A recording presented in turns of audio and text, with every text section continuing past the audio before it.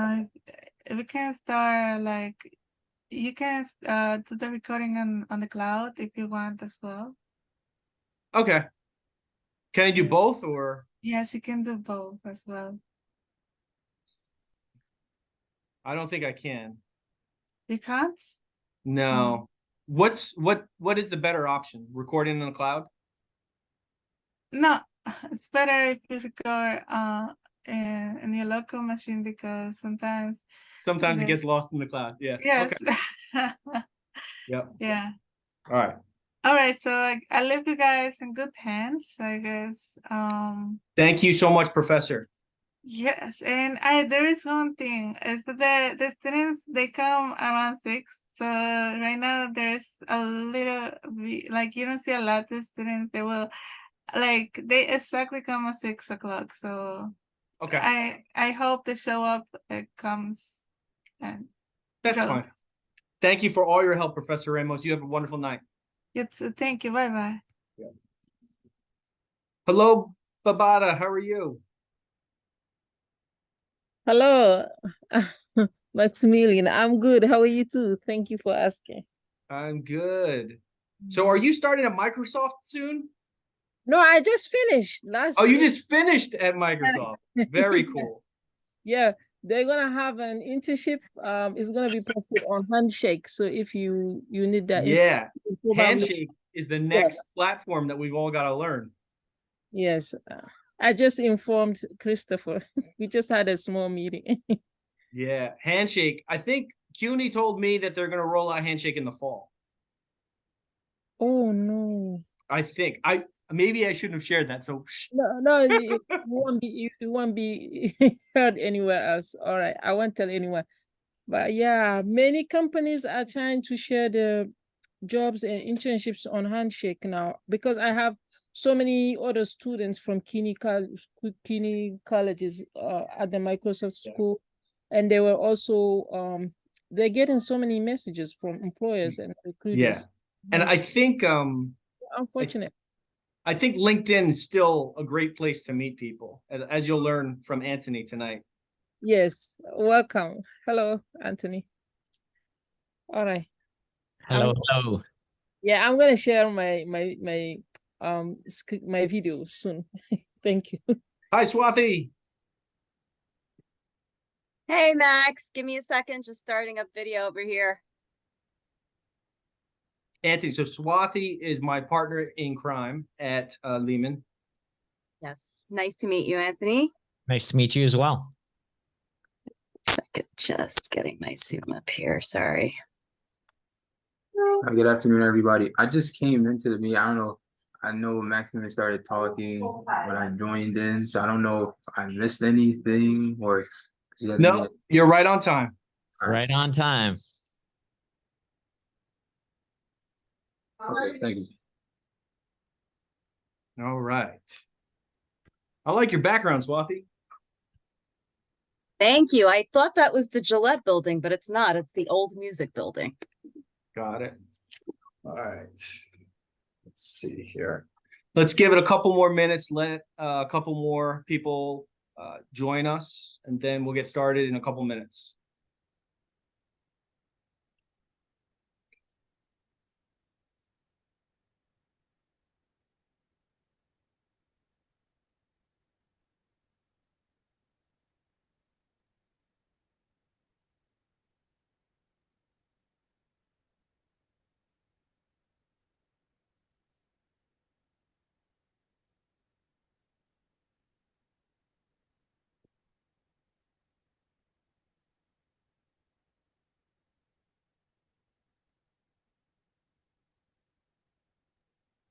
Welcome, Juan. Welcome, Salif.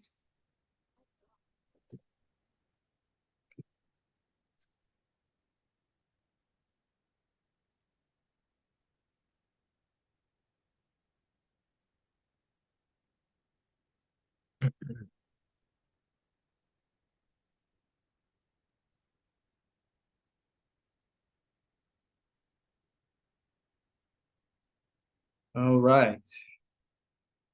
So just want to thank everyone for coming out tonight and giving us the floor. Swathi and we're still relatively new at Lehman, so I'm gonna before I introduce our speaker tonight, I'm gonna let Swathi introduce herself and share a little bit about what she does, and then we'll go from there. Thank you, Max. Hi, everyone. My name is Swathi Gopal. I'm the CIE advisor for computer science. What I'm here to do is help you guys with resumes, cover letters, basically prep you guys for landing jobs and internships. So this workshop today, Max is going to go through LinkedIn with you guys. LinkedIn is, as you know, very essential in the job process. So he's going to do that with you guys. Tomorrow, I will be doing resume building. So make sure you guys have your LinkedIn profiles ready because you're going to be using it on your resumes. All right. And I'm going to hand it back over to Max.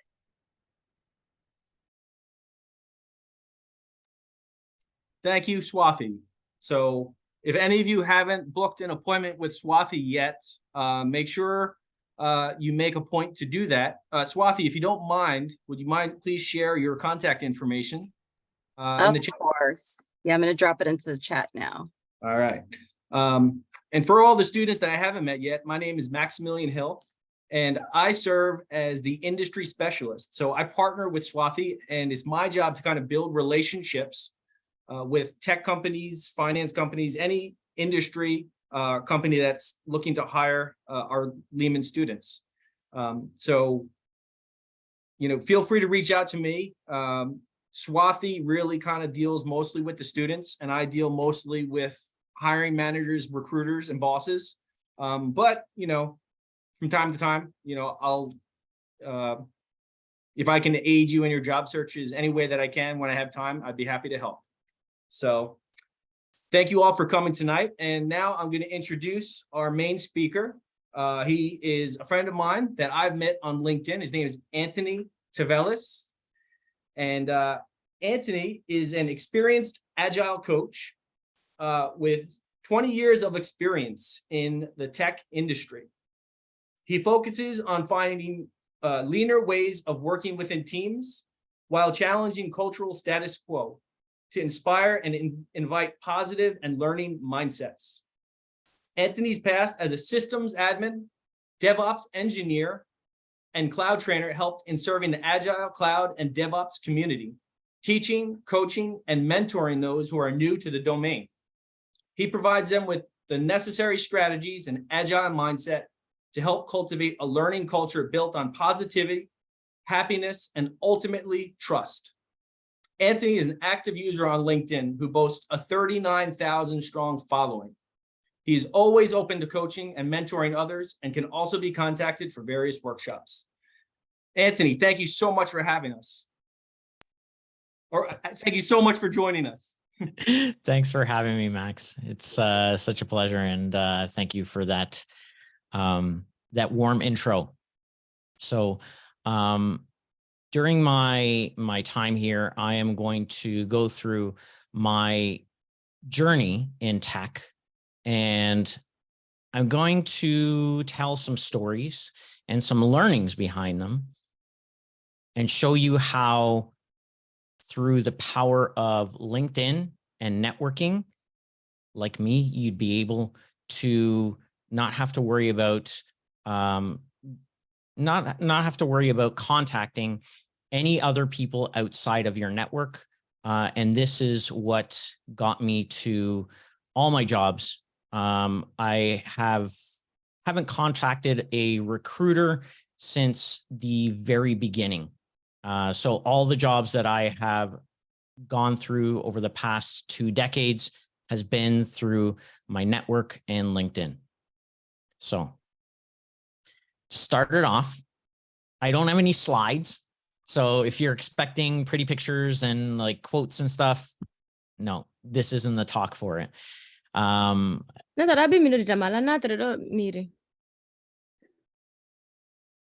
Okay. So, so yeah, it's going to be a lot of stories. There's going to be a lot of learnings that I'm going to share with you. So if you got a pen and paper, I would advise you to take some notes because I think they will help. Okay. starting off with the beginning, I took a non-traditional approach into tech, and I was a fashion designer for about 10 years. I ran my own fashion label with my current wife, and we sold to 40 boutiques across North America. We were based here in Toronto, Canada, and it was a lengthy journey. It was very fun as well. I got to travel the country, got to meet a whole bunch of new people. And sadly, in 2004, when free trade was introduced to Canada, to China, the industry imploded. All the factories and fabric mills, they all went out of business. And so we were left to fend for ourselves. We didn't want our label to be represented as made in China. We wanted to keep it within Canada. And so we rolled it out as long as we could until we had to shut down. And we were left for broke. We didn't know what we were going to do. And one day I had a light bulb moment where I said, I can't live like this. I can't let my family live like this. And so I took charge.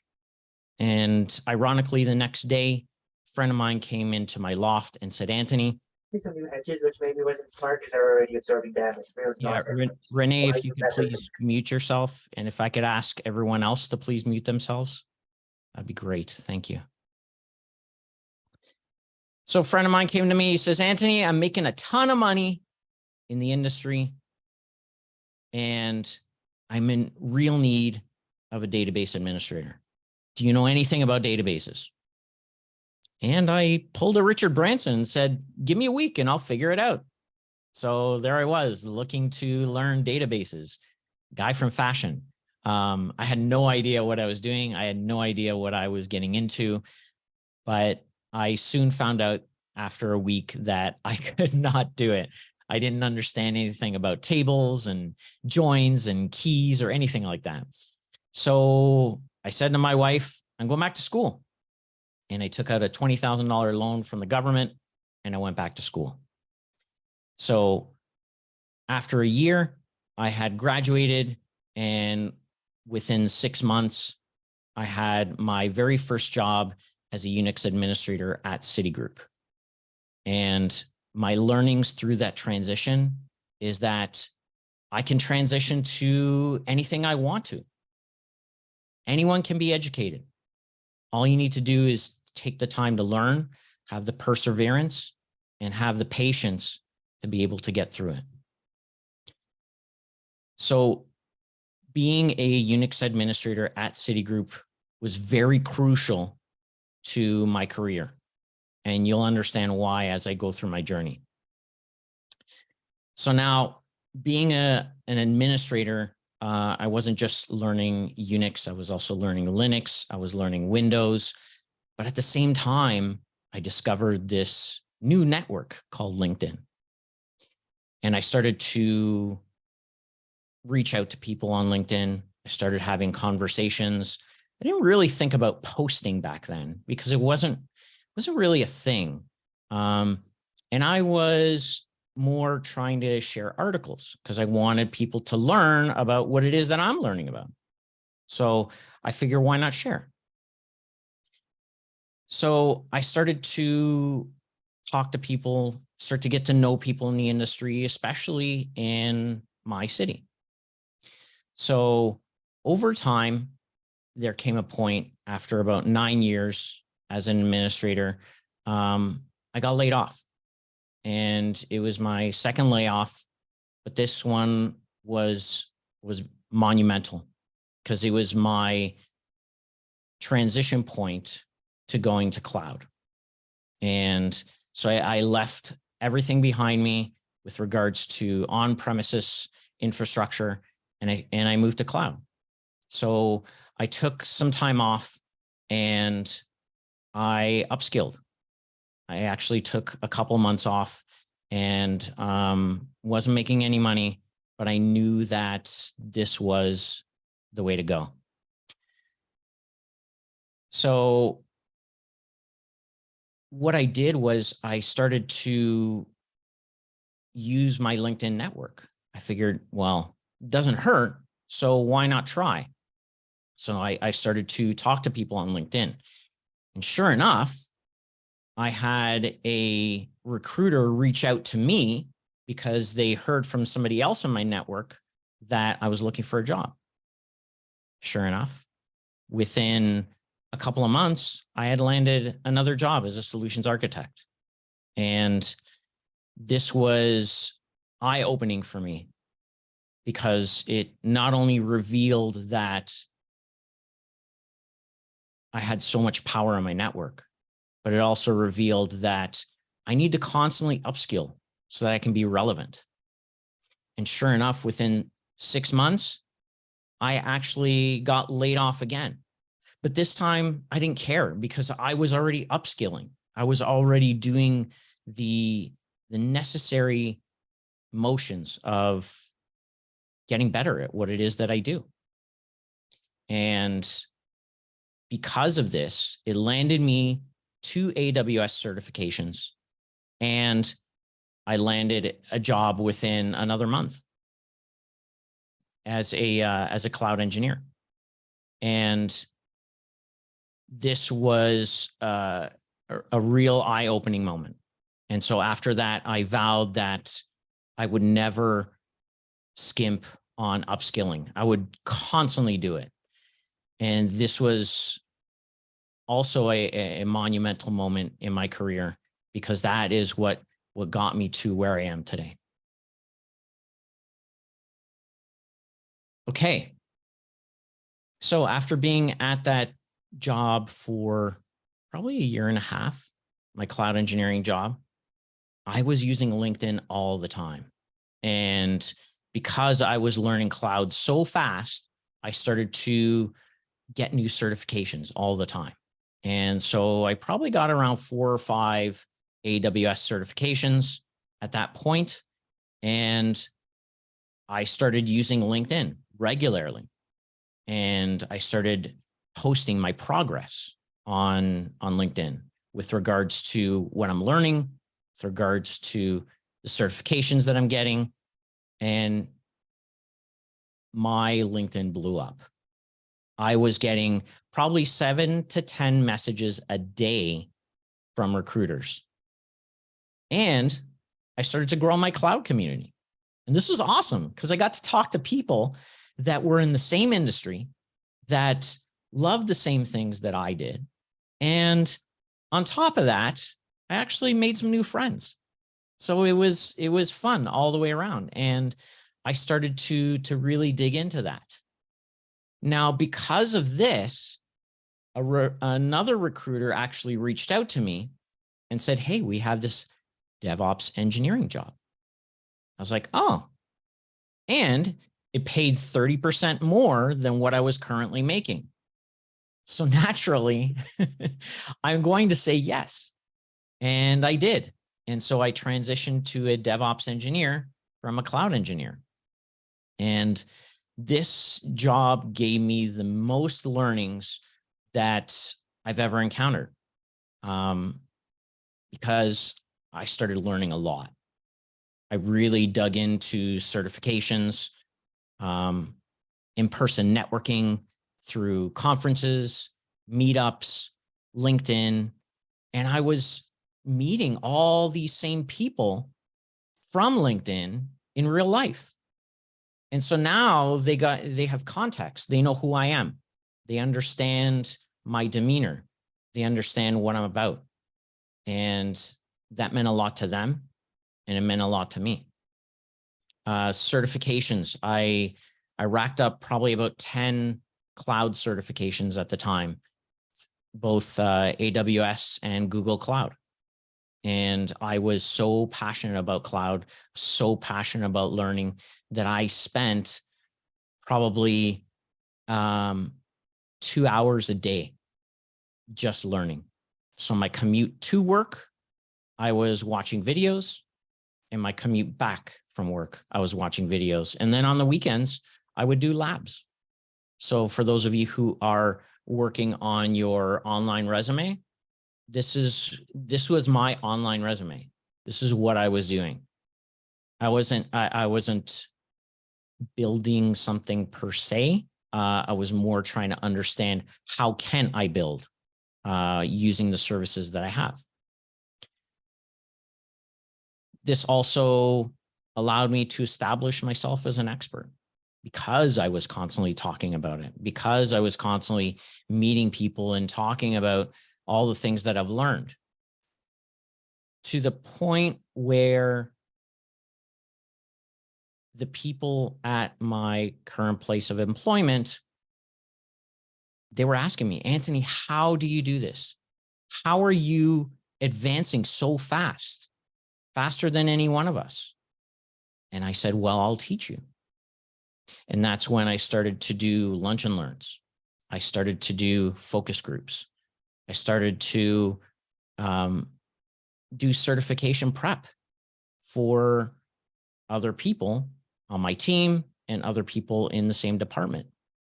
And this allowed them to upskill as well with there was no magic to it.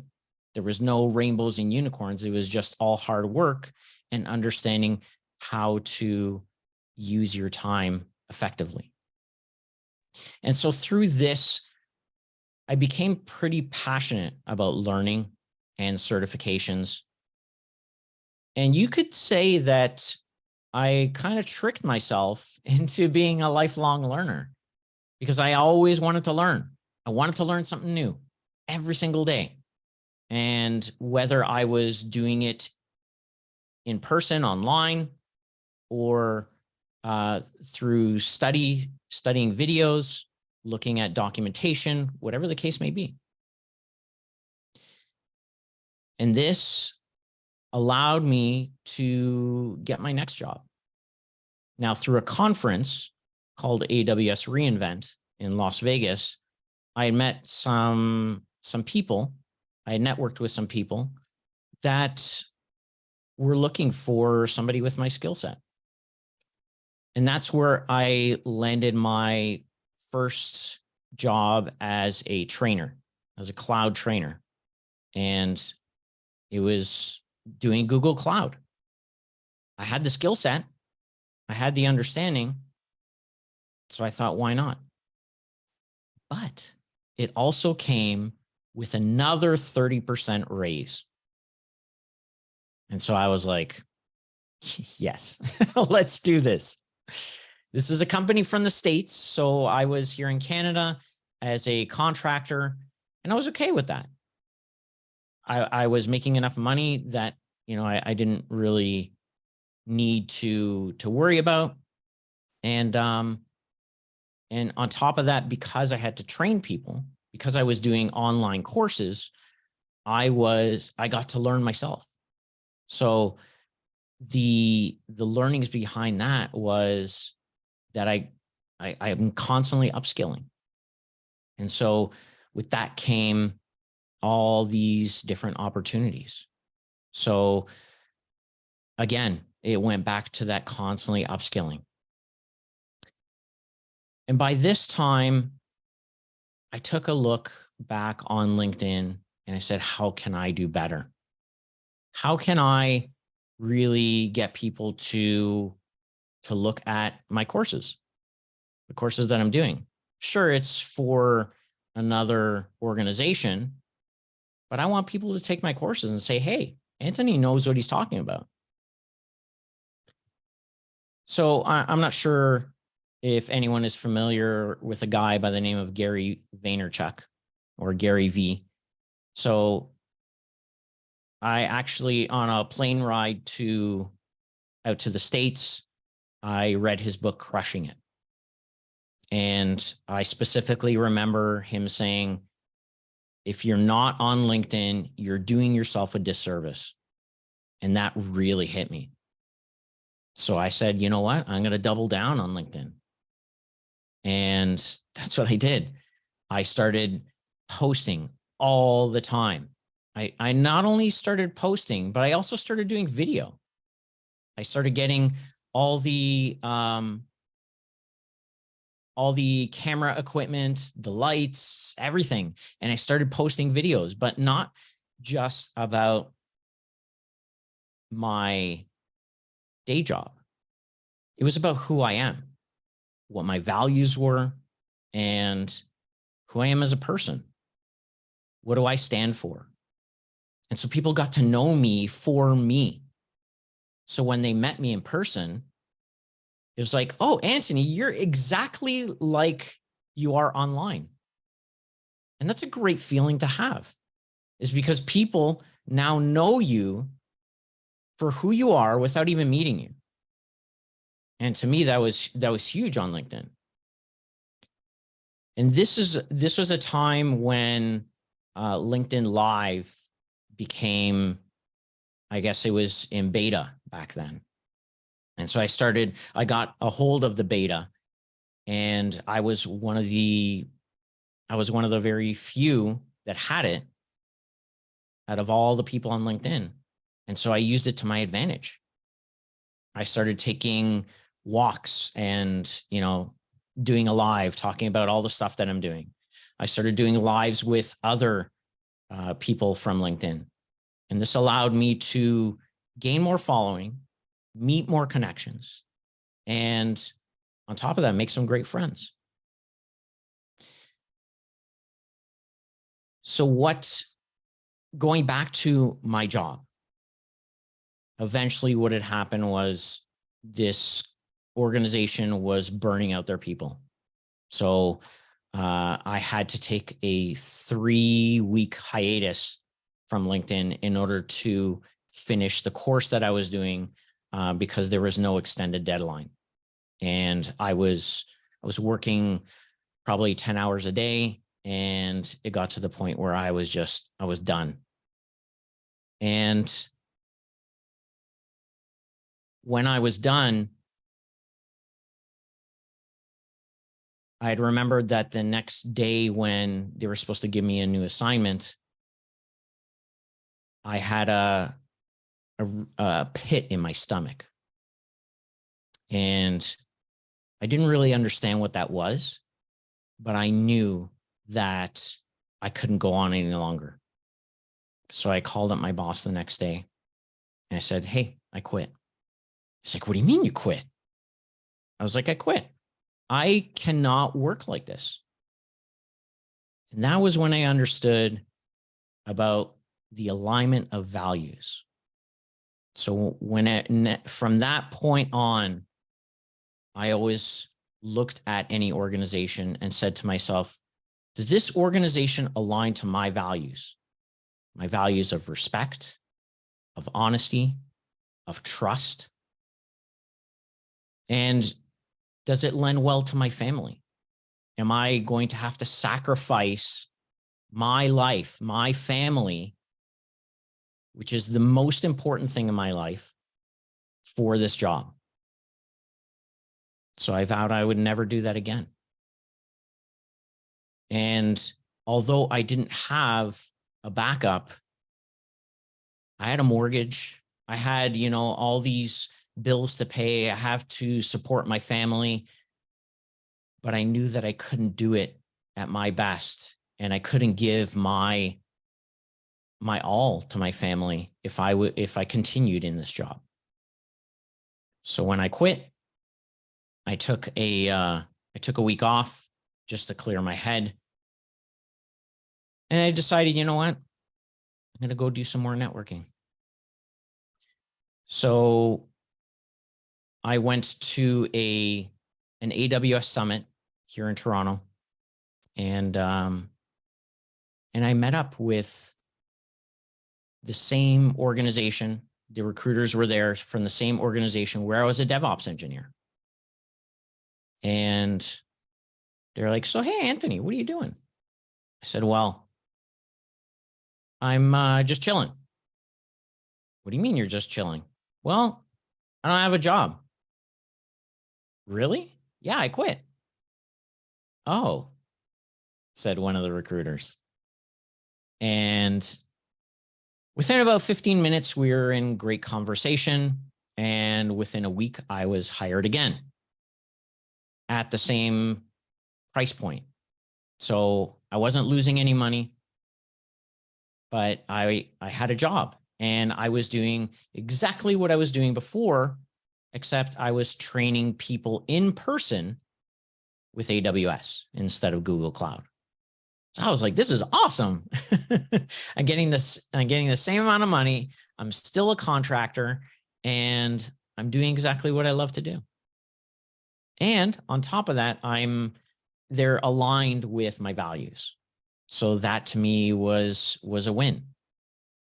And this also showed me that using conferences for in-person networking was so crucial to my career, which is why I never go without going to at least one conference every year, because you meet all of those same people that are in your industry and you can have a face-to-face conversation with them.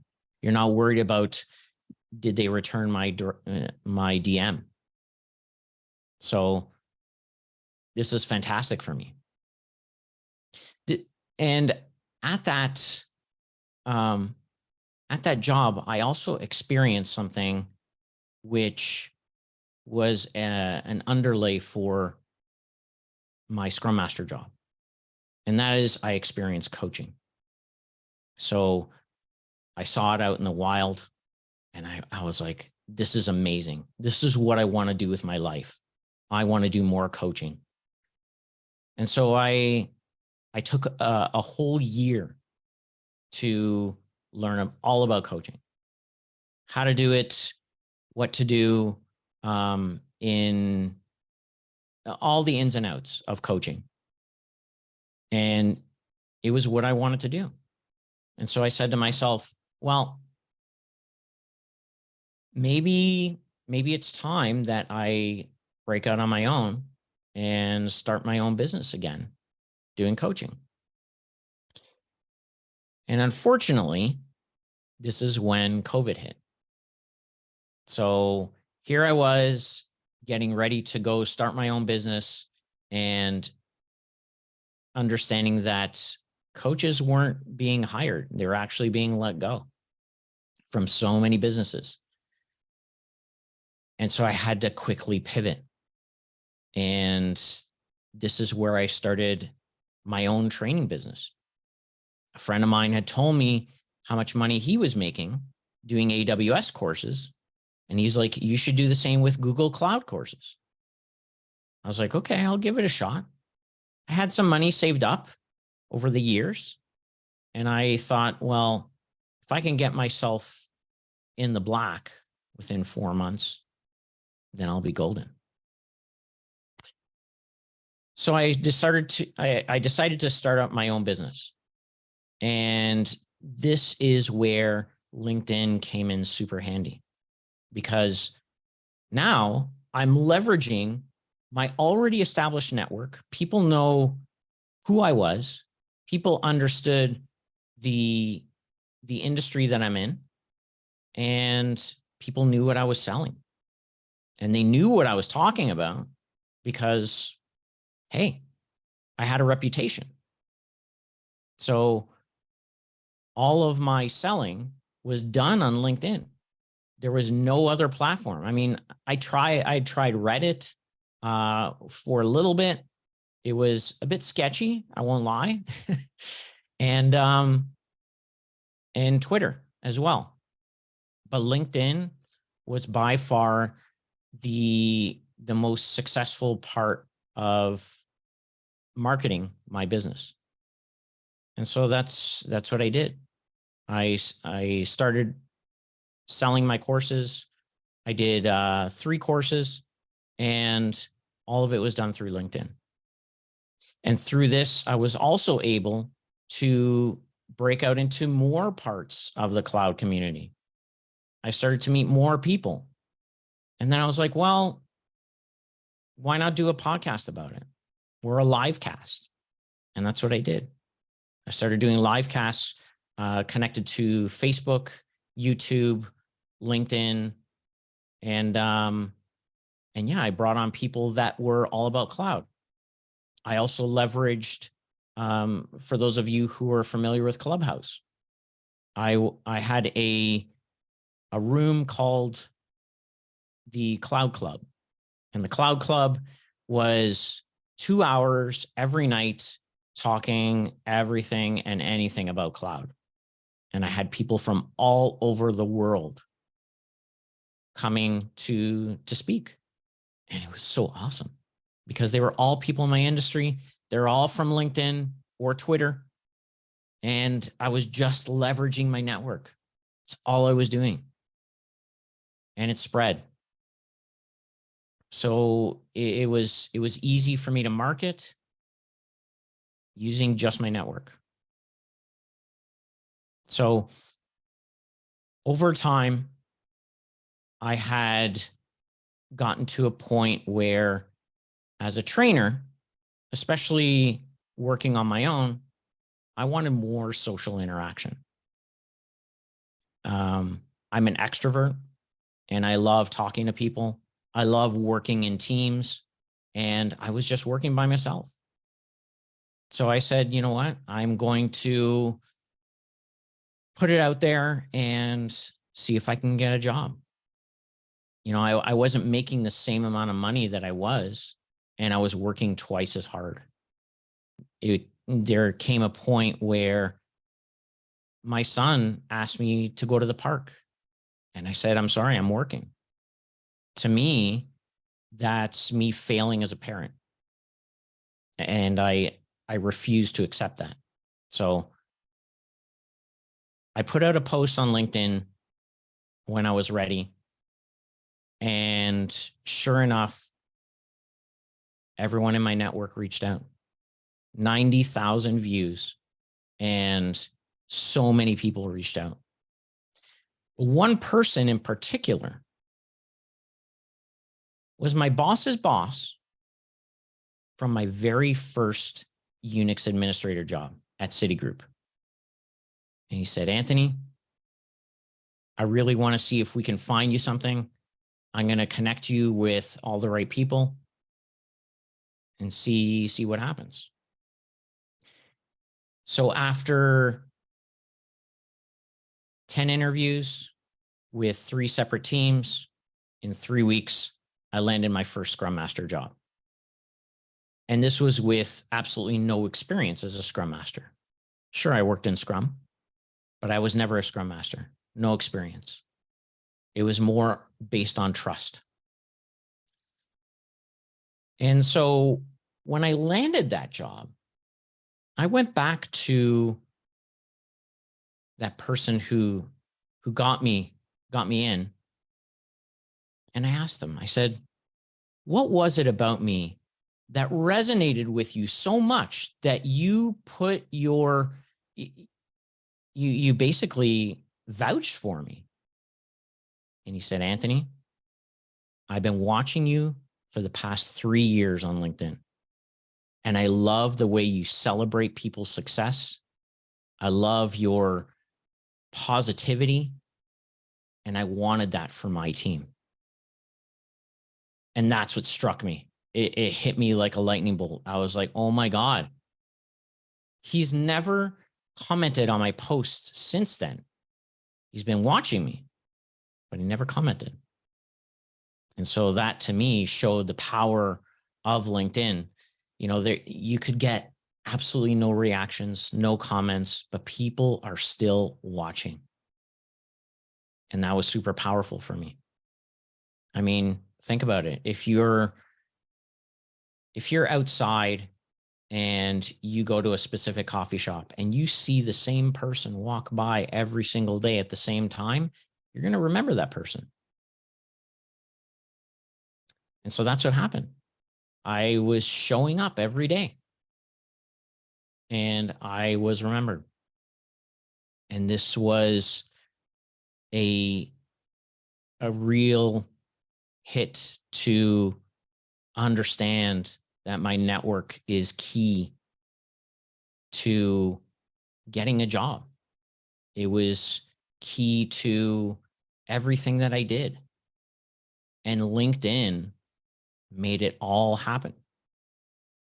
So after this, I had asked that same person, actually, no, yeah, I had asked that same person out for dinner, and I wanted to thank them. And in turn, he said to me, Anthony, how is it that you are so happy all the time? You're always so positive. You always come with, this aura of positivity and happiness, and you spread it around like peanut butter. And I said, not really sure. But that was the key to unlocking my why.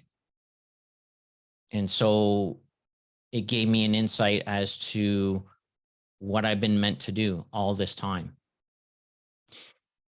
And so through all these different jobs that I had,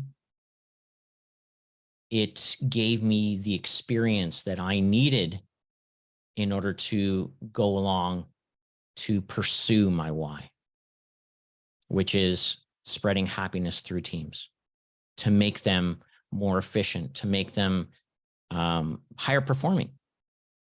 Because nobody who is miserable at their job will perform.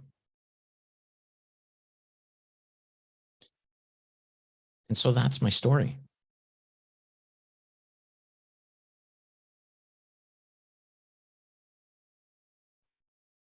Thank you so much, Anthony.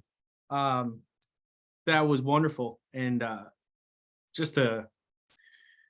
you mentioned a couple things about upskilling, and what really resonated with me is, technology these days is changing so fast. Most of the students on this call are computer science majors, right? And languages like Python and Java, it's in demand in January, and then a year from now it might not be in demand. There's a different technology, right? And there was a funny post I saw on LinkedIn about a company that was looking for someone with 7 years of experience in a technology that's only been around for 5 years, right? And Yeah, that just goes to show you how fast technology is changing. We spend years learning the skill, and then overnight it could be gone, and it just resonated with me because we have no choice but to be lifelong learners. And, when I think back to my career, I once had a boss, CFO, who required everybody on the team do 40 hours of professional development outside of work. And the reason he required that of everyone was because he knew at some point he was going to have to make hard decisions about the people on the team. And he wanted to make sure that people stayed up to date. So if there's anything the students take away from Anthony's talk, two things. One, LinkedIn, the power of your network is so important. And two, we all have to constantly upskill, because these days it has to be that way. Does anybody have any questions for Anthony?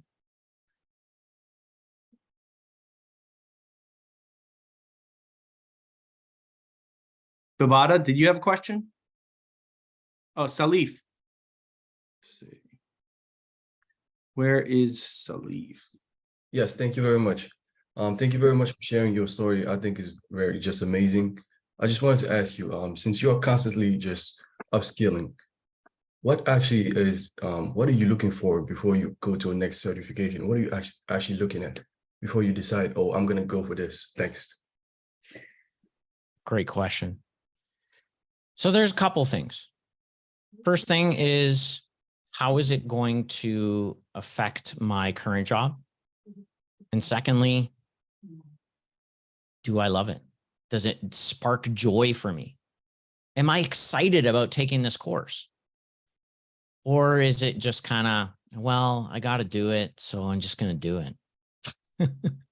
I mean, nobody wants to do things for the sake of doing things. Everyone wants to add to what it is that they bring to the table, right?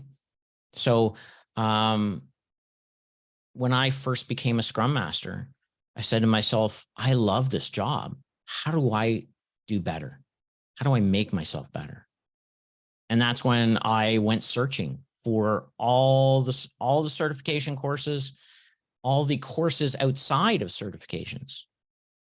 And I picked and choose exactly what it is that I needed. Now, Salif, what is it that you specialize in? Right now, I just want to go into mobile development right now. You want to go into what development? Mobile. Mobile development. Yep. So, what technologies are you passionate about to make that happen? Mostly, I would say Android. That's the most interesting to me. So that's where you should do. That's what you should do. Start working on the technologies that apply to Android. I mean, sure, you could do both, but if you're not passionate about it, then why are you doing it? Right? And if you're more passionate about something because it gets you up in the morning, it makes you want to go into work on Monday, then I say, why not? Now, if you find yourself in a position where it's no longer relevant, then that's a different story. But you should always choose what sparks joy first, because happiness is what matters, right?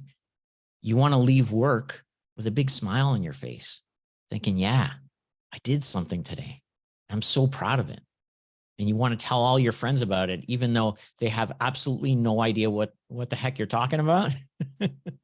But because you're so passionate about it, you want to talk about it all the time. And you want to get to that point. So I wouldn't necessarily recommend taking a course for just the sake of taking it. Do something that you're passionate about. Thank you very much. You're welcome. Yes, Bibara. So yeah, thank you for all the information. So I have many questions actually. So I may have many answers. okay, great. I'm actually following you for a long time. Thank you. I appreciate the support. Okay, so I would like to know, how do you stay motivated? How do you stay on track on your learning journey, and to avoid distraction? Because I'm always getting distracted, whether because I'm a mom, but I like to get to eliminate distraction. Yeah, it's a great question. I mean, there are times where I don't want to show up. I'm like, oh, I gotta do my LinkedIn post.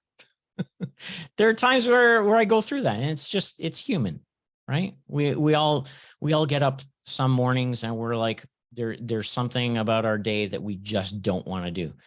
Some of it also entails us going into work, right? We don't want to go into work. That's okay. We're human. What I usually say to people is, in order to keep yourself motivated, you have to do what you're passionate about. So that includes your job. That includes what you're posting on LinkedIn. Because everything that I post on LinkedIn is not just about my job. It's about who I am. It's about what I stand for. It's about my values. I talk about my children. I talk about what I learned from my children.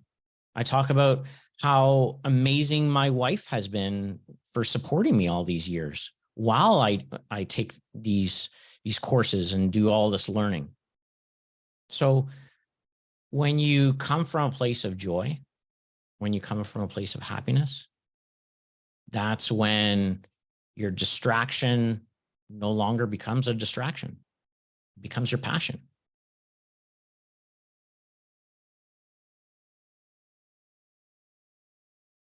All right. Thank you for the question, Bibada and Salif. We've got a question from Q Poly. Are you still giving lessons in person? I do, just not all the time. there is some rumors going around that I may be doing a Google Cloud bootcamp, and I'm not going to deny it, nor am I going to say that I am doing it, but there are talks. So I'll leave it at that. But yes, I love doing in-person training. It's something I'm passionate about, especially, you know, we spend all our time online, and, you know, having people on camera, and sometimes you don't want to be on camera, but when you show up, there's no hiding. Yeah. I'm talking to people. I love doing that. Yeah. I love connecting with people that way. You know, for me, when I started out, and I guess because I was young and dumb and arrogant, I thought my work is going to speak for itself. You know, I don't need to network. I don't need to meet people.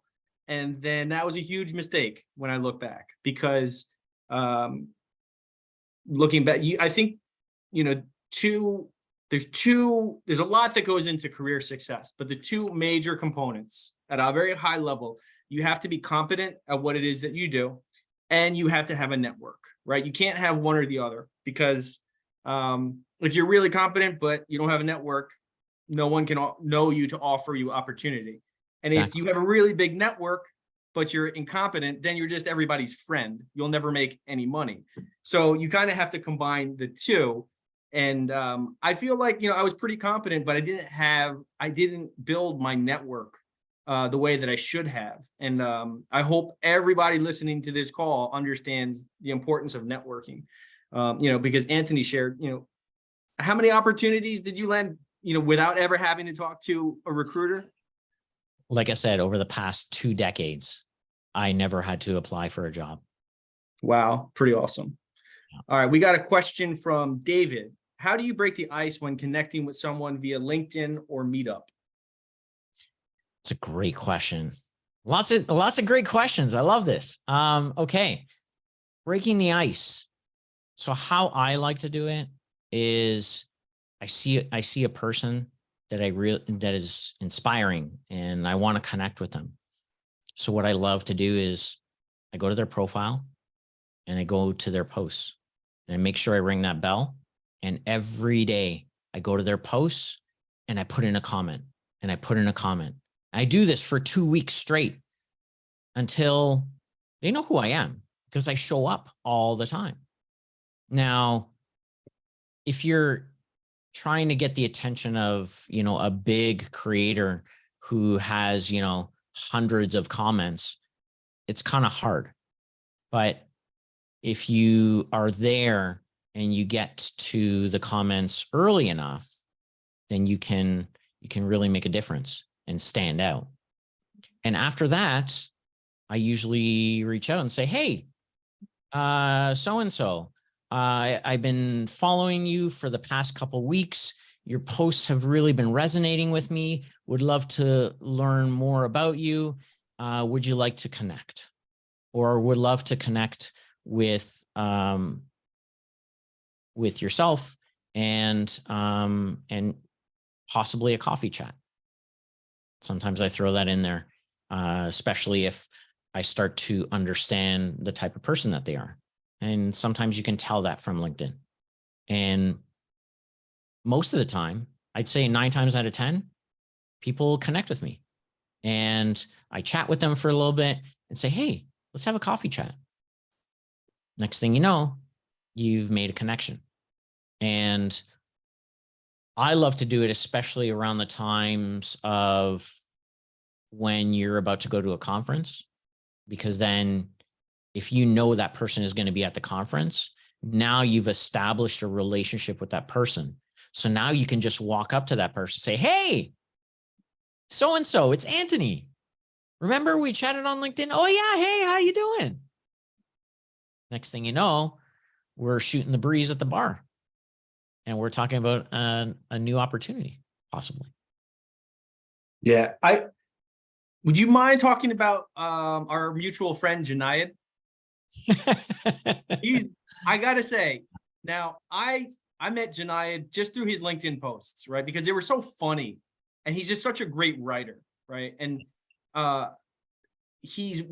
thing he's incredible at is connecting with people over LinkedIn and then eventually meeting them in person. You know, and today I met somebody who produces a major podcast, and I've followed him for years now, and you know, we've exchanged messages and emails, and then we finally met in person today. But yeah, I feel like it's never been easier to you know, really reach out and start building rapport with people, you know? Yeah, because back in the day, it was like, especially back when, I'd say like close to 20 years ago, people wouldn't connect with you unless they actually knew you. Like I would connect with people and they'd be like, who are you? I don't know you. Why are you connecting with me? I'm going to report you. I'm like, what's your problem, dude? Because like, honestly, that's how you build a network. I mean, you don't go to a networking session, you know, at a conference or, you know, just like a meetup and say, get away from me. Like, I'm going to report you. Who does that? Nobody. So this is the same thing, but it's just virtual. All right. We've got another question from Babada. There are various tracks to choose from in the tech industry. How did you choose yours? I'm asking this because each job position will require a set of skills we probably did not get exposed to. And follow-up question, do you offer any coaching on how to present the best LinkedIn profile? That's a fantastic question. Now, when I first started in the tech industry, obviously, I did it for the money. I was like, I just need to not be broke. I want to be able to put food on the table. And so I got a job that paid money. I went for a database administration course, but I came out as a Unix administrator because no one was hiring me as a database administrator. So I said, I'll take this job, whatever. But after that, it was more I started to build on the skill sets that I had. So as you probably noticed, I never got into software development. I was always in infrastructure. And so I stayed in infrastructure because it was what I was good at. And so I tried to follow the evolution of what are people doing in infrastructure, which is why I became a DevOps engineer. I knew nothing about DevOps, knew nothing about CI/CD pipelines. I knew nothing about configuration. Luis Santiago, what is infrastructure? That is the servers, the databases, everything that you need in order to put your application out there. So it's all the underlying hardware, if you will. So yeah, so that's what I did. And I just built upon that. So again, it was first about the money, and then it became kind of a passion for me because I started to learn about it over and over and over. I started learning more and more and more. And so I became passionate about it. So I was like, well, why would I go to software development now? And you speak about software development, and you know, a lot of the students on this call are interested in software development. But what I will say is, regardless of what particular path that you decide to pursue, a lot of what you said still applies. I feel like, you know, reaching out to people who are still in, you know, who are doing similar work, you know, connecting with them on LinkedIn, right? Sharing ideas, right? I still think they apply. Mm-hmm. But I also wanted to point out that my last transition was to be a Scrum Master, and that has nothing to do with infrastructure. Yeah. But what it does have to do is with people, and that's what I wanted to do. Like, it's still in the technology industry, but it's just a branch of something different. Even if, you know, you've been doing software for 10 years, and then you decided, you know what, kind of want to be a project manager, or I kind of want to be a product manager, or you know what, I kind of want to do something else. And this is where I learned that when you go for something that you're passionate about, you're going to be successful because you love doing it, and you're going to keep on doing it, and you're going to keep on upskilling because you love doing it. You wake up in the morning, you're happy, you're excited, and you're not the only one that sees your excitement. It's other people around you. They're like, why is this guy so happy? We're coming up on Anthony's time, but I'll leave one last question for Anthony. And you mentioned about values-driven leadership. And, you know, I personally believe in having a good set of values, because if you don't have a good set of values, I think you'll be pulled in the wrong direction, you know, when it's convenient, and you'll give in, you know, because I think, you know, more than just making money, it's also very important that we lead lives of integrity, right? So you know, we've only got about 2.5 minutes left, but if you could talk about how you develop your values and how you stick to them. So I did some inner reflection, and I sat with myself, and I looked through a list of values. And Max, I'll share this with you so you can share with all the students later. But I went through a list of values, and I said, what are the top 5 values that are most important to me? Never mind anyone else. What are most important to me?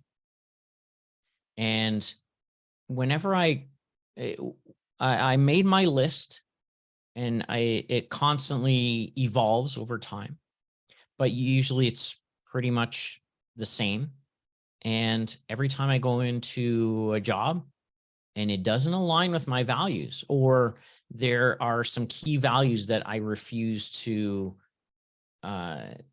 waver on, then I don't take the job, because I know that it's not for me. I know that, why should I take this job if I'm going to end up quitting it in like a few months? What's the point? I'd rather just spend that time trying to find another job. So, yeah, that's how I define my values. And like I said, I always stick to it. Max, there's a question in the comments that I really wanted to tackle, and that is 90% of LinkedIn jobs need at least 3 years of experience and more requirement stuff. Doesn't matter. Apply for it anyways. I agree. I agree. Don't lie on your resume. Don't ever lie on your resume, because you'll get called out for it. Guaranteed. They will call you out in the middle of the interview. And not only will you lose integrity, you'll lose reputation, because this industry is so small.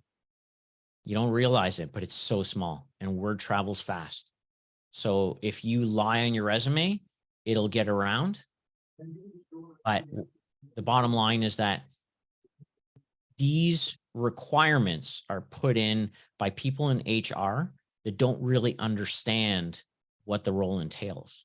Yes. So you apply Yes. for it anyways. And I want to say we have another speaker coming up tonight at 8 who has landed himself 6 internships, right? So he can kind of pick up just where you left off, and he knows the ins and the outs about, like, there's rules and there's unwritten rules, and rules were meant to be broken, right? So I agree with your response. You know, apply anyway. The worst that can happen is you just get rejected, right? Yeah. And that's it, you know, and the further you get along in your career, you become stronger to rejection. It doesn't sting as much as it did the first couple times. So, and guess what? Every once in a while, I'll humor myself. I'll be like, you know what? I'm going to apply for this job. yeah. And I get rejected. I get rejected every single time. And all I do is laugh about it, because you know what? I got my network. So yeah. And I just want to say, you know, 47,000 followers. How long did it take you to build that up? So I've been very active on LinkedIn for probably the last, I want to say 6 to 7 years. So yeah, I'm at 40,000, just under 40,000 followers.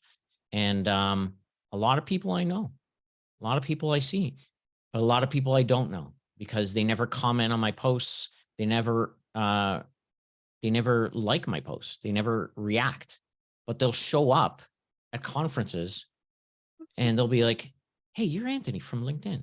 I follow you. Okay, but who are you? And then they tell me all about themselves. Yeah. And I'm like, that's fantastic.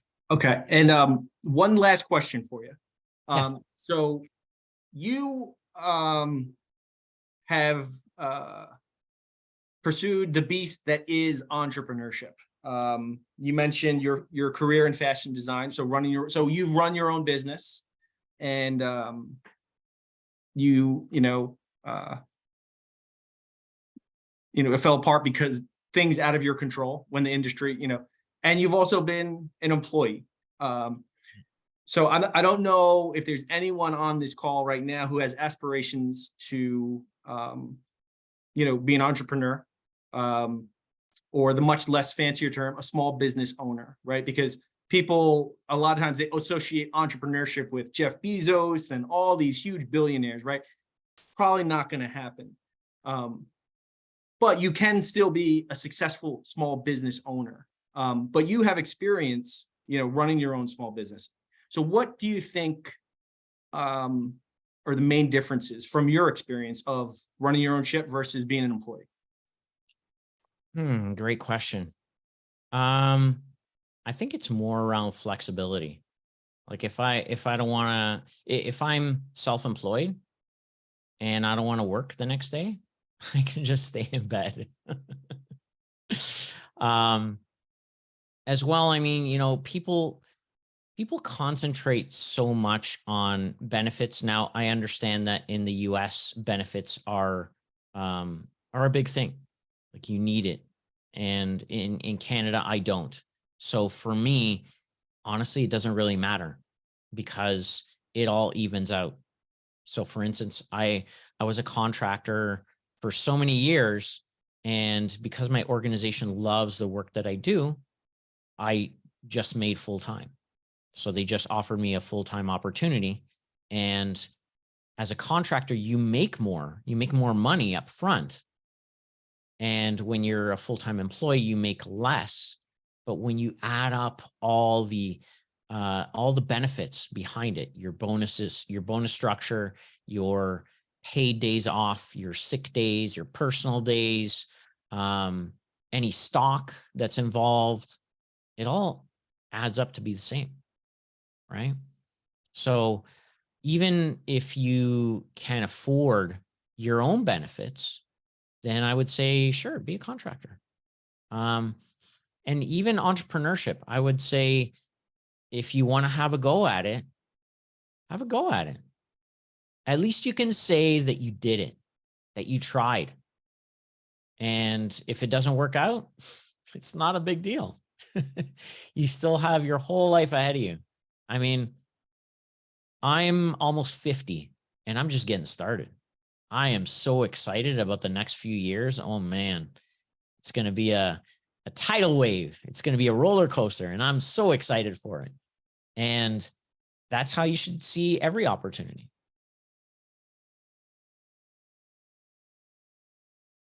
Okay, Anthony, I think that's our time. I just want to thank you so much for joining us tonight and sharing your incredible story. I think I shared your your LinkedIn profile information in the chat, but would you mind sharing it once more for anyone who's interested in connecting? Absolutely.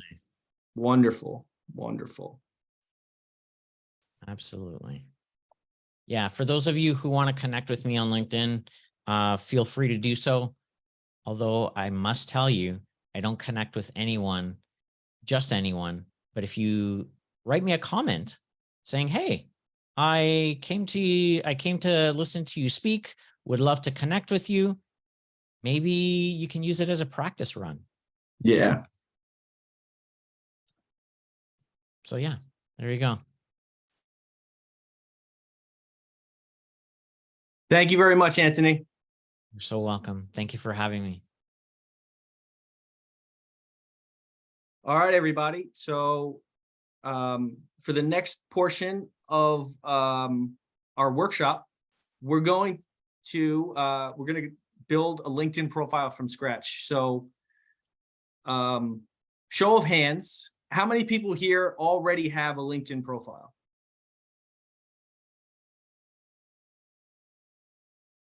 Okay, and how? Okay. Okay, better question. How many people here don't have a LinkedIn profile?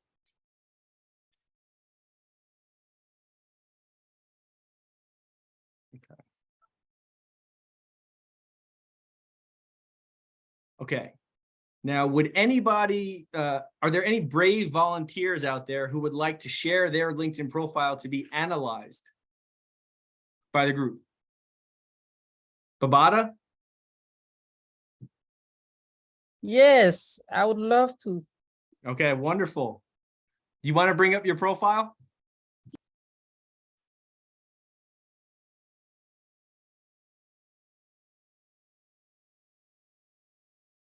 Let's see. Can you take control of the screen? Or do I have to give it to you?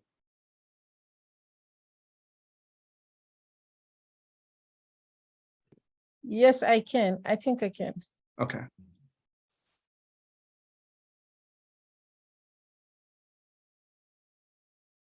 This is it.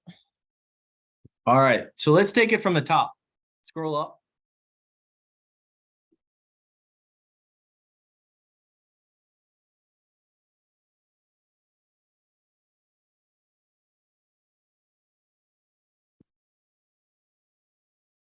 I'm sorry.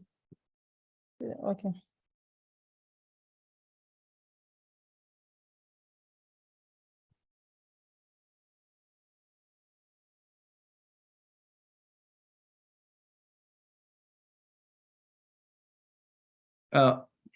Mamadou, do you have a question?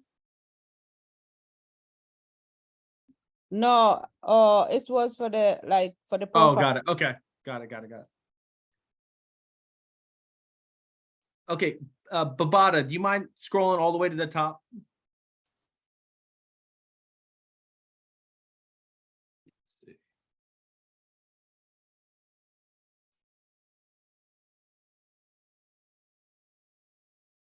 There we go. Keep going. Okay, perfect. So one thing that I noticed I like the cover photo. So, it shows where, hey, you're a student at Lehman College, right? Which is a school at one of the largest, it is the largest urban public higher education university system in America, which I also think in the world. So I like that. I think the profile picture is terrific. Was that a professional photo?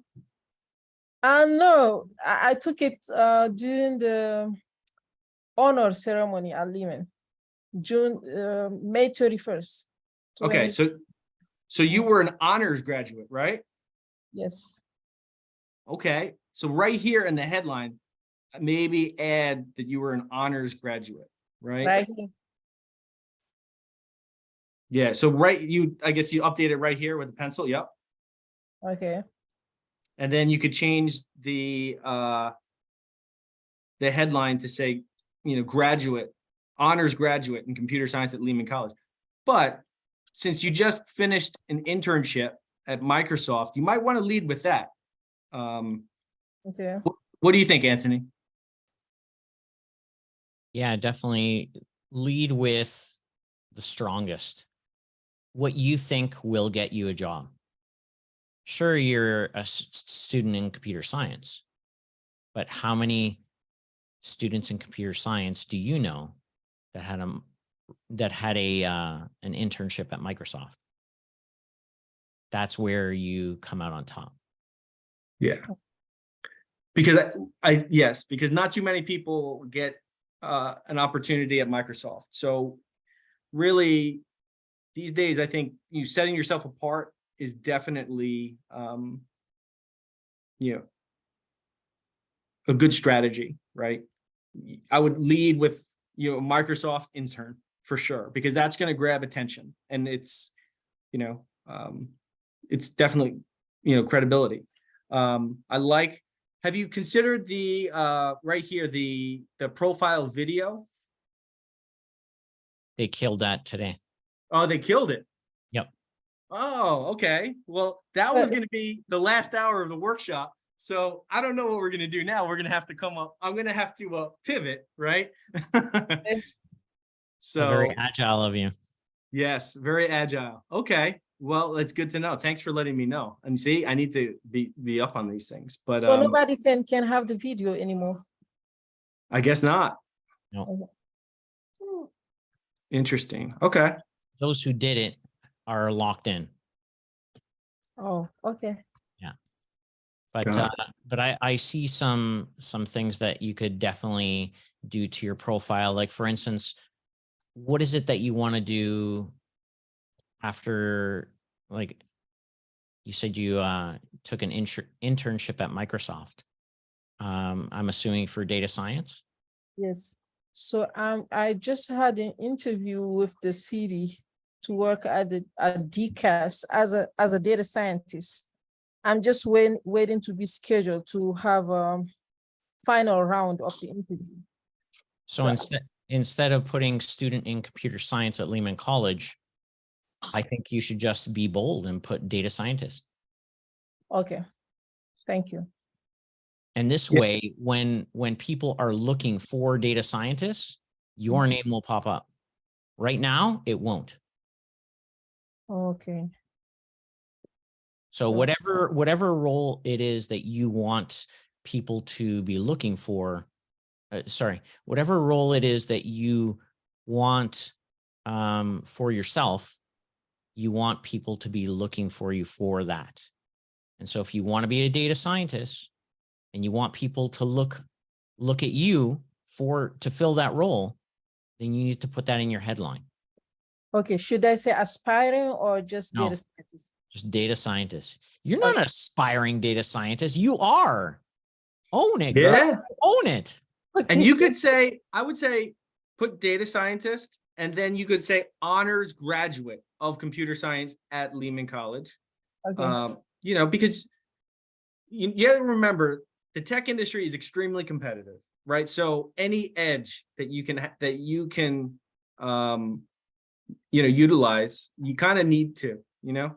And for anyone who's listening who, you know, didn't get an internship at Microsoft, don't despair. You know, when I started out, I had to start at small companies, and it took me years to get an opportunity at a big company.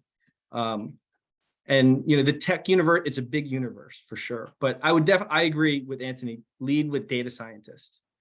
Because if you lead with student, right, they're going to think internship. And if that's where you're at, then okay, right? But after you've had one or two internships, you know, you want to get in there, you know, just now you're in the workforce, you know. And then you want to put Microsoft data science research student right after data scientist.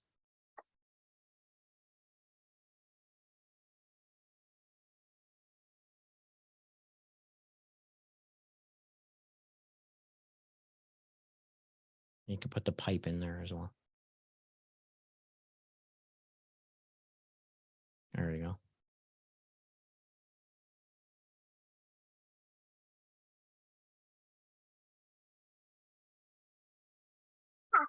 Okay. So now, hey, quiet. All right. Now, another thing is, oh yeah, way better. Way better. Okay, thank you. Can you see it? Because I can see it. Sure. Yes. So another thing you want to look at is the industry.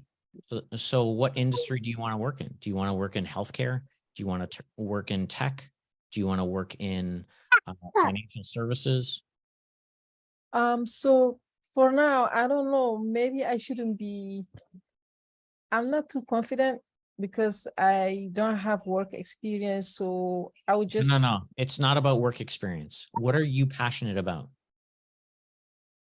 work as a data scientist. I don't mind working at a city. What fascinates you about data science? Is it The what research. what data fascinates you? What type of data fascinates you? Okay, like for example, asthma data sets to research about certain neighborhoods in the Bronx. What triggers asthma? Why the Bronx community has higher asthma rates? So this is something that fascinates me, like health, nutrition. So Yeah. so it sounds to me like you'd want to work in the healthcare industry. That would bring you joy, wouldn't it? Yes, it would. Yeah. So why not put that in as the industry that you're looking to work in? I will. So where should I put that? So if you click on the pencil again, Mhm. and if you scroll down right there under industry, instead of research services, put in healthcare. Hospitals and healthcare. Hospital and healthcare is an organization. I don't know, but I used to work there. It's the industry. Yeah, it's the industry. But you know, Babata, I am the statistic that you mentioned about there's a lot of health issues in the Bronx. It's not just asthma. It's I think obesity. Yes, many. And it's a lot of opportunity to really do good. And, you know, if you can leverage your data science skills, you know, that's, you know, a lot of opportunity to do good. So there are many issues, including air pollution, and the Bronx has more issues than like most of the boroughs when it comes to health. Yeah. And I live in the Bronx. I moved to the Bronx 4 years ago. And I started experiencing this, especially I have a son that started having asthma attacks when we moved to the Bronx. So now I want you to take that story, and Mhm. that's a story you're going to lead with in your interviews. Okay. Yeah. This is why I'm so passionate about healthcare and Mhm. being a data scientist in healthcare. Mhm. And then you tell that story. Yes, I can. Yeah. Yeah. And Yeah. I think you know, LinkedIn is a platform for really storytelling, right? And you know, regardless of how you feel about Jeff Bezos, right? And I'm not really a huge fan, but you can't argue with his success. He is an incredible storyteller, and I forget who interviewed him, but he described Jeff Bezos. His best skill is being an incredible storyteller and surrounding himself with the people who are the best at what they do. So yes, I think if you can lead with that story, right, a lot of people can resonate with that for sure. Sure.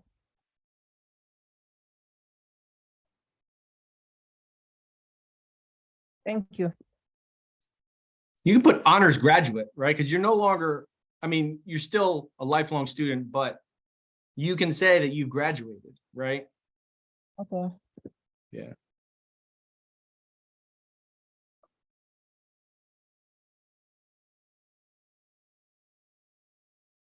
All right. Any other suggestions?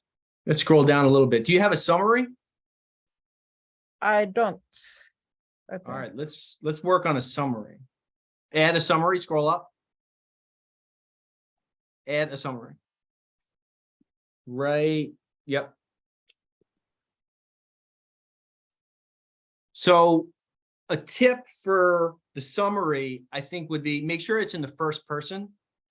Because I once had like a professional write my summary, and they refer Mr. Maximilian Hill graduated from Loyola University, and it was like it didn't resonate. People didn't like it because it felt like someone else wrote it, because someone else did write it. And I change it to first person. So if you look at my profile, you know, my profile is a work in process as well. I'm not as advanced as Anthony is yet.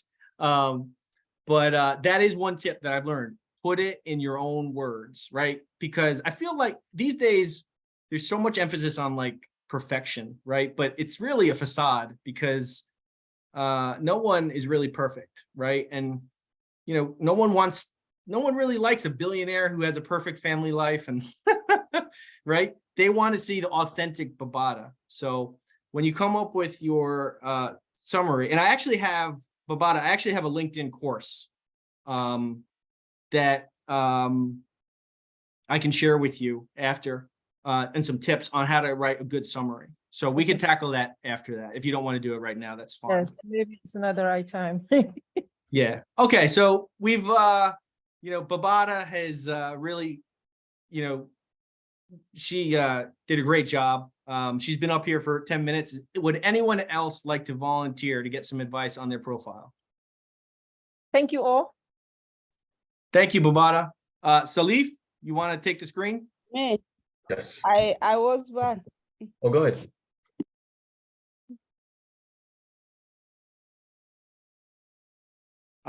Let's see. Mamadou, do you want to? Yes, of course. Okay, just bring up your profile.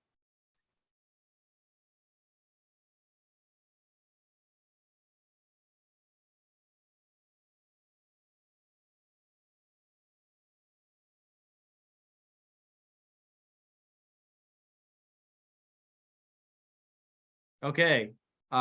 First, I think that's a great profile picture. Amazing. Was it professionally done?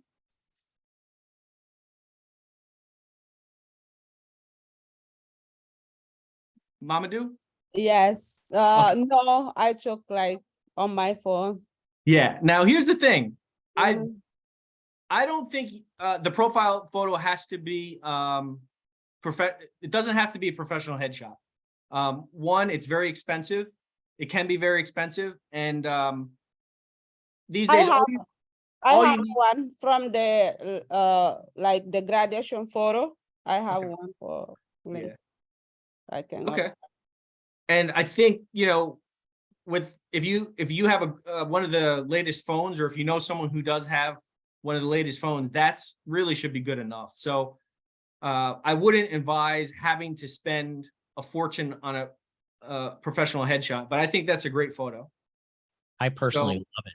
Yeah. I love it. I think it's great. Yeah. Thank you. So next step, I think maybe would be adding like a cover photo. Okay.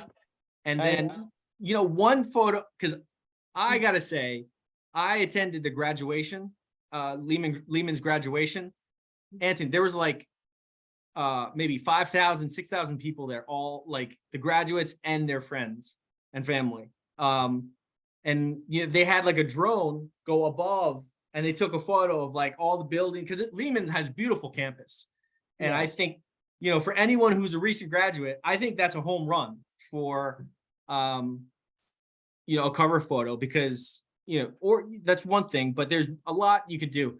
And if you don't have any photos that of yours that are yours that really you like sharing, I think LinkedIn has a lot of stock photos that you could choose from, and you could go with one of those. But I think definitely go figure out like a cover photo for sure. And if you just clicked on the camera, you should be able to bring up some of the stock photos. Yes. Also, one that is one that actually works for a lot of people is if you look for a picture of your city, the city that you live in, look for like a really cool photo of your city. Yeah. So one big thing, I love aviation, flying, and skydiving, helicopters, right? So I once took a helicopter flight over Manhattan, and we were like right next to the top of the World Trade Center at night. So that's kind of my profile photo, because it's, you know, I'm in New York City. It ties in an interest of mine, flying, aviation, and it's different, you know. But Okay. yeah, I would add for now, just add something. Okay. Mm, Something that speaks to you.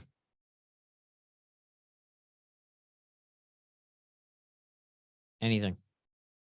It could be the first one, the home office. let me let me just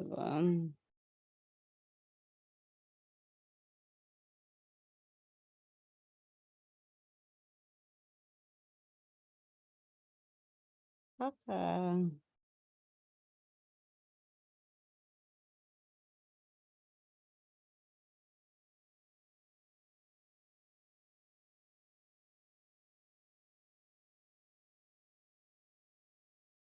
All right, Nice. there we go. Look at that. It just improved your profile by like 40%, 50%. My Because next, now I see that you've taken the time to actually do something about your profile. Whereas when I usually go to somebody's profile and I see that they don't have a banner, I'm like, this person put nothing into their profile. They don't care about their profile. This shows that you care. Mm, thank you. You're welcome. and then real quick. So tell me, what is awards and prizes? From Lehman College, like I graduate with award and prize and like scholarship and honors. Okay, so I would change that to just say honors graduate. Okay. You agree, Anthony? Yeah, on honors graduate, Lehman College. Yeah. Hit the pencil. Yep. There you go.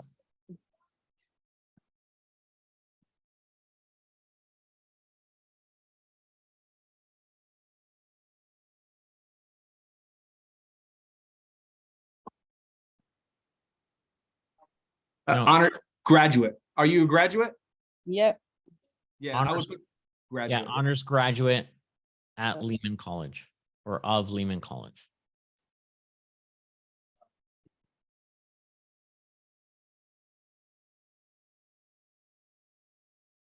And make that a capital G.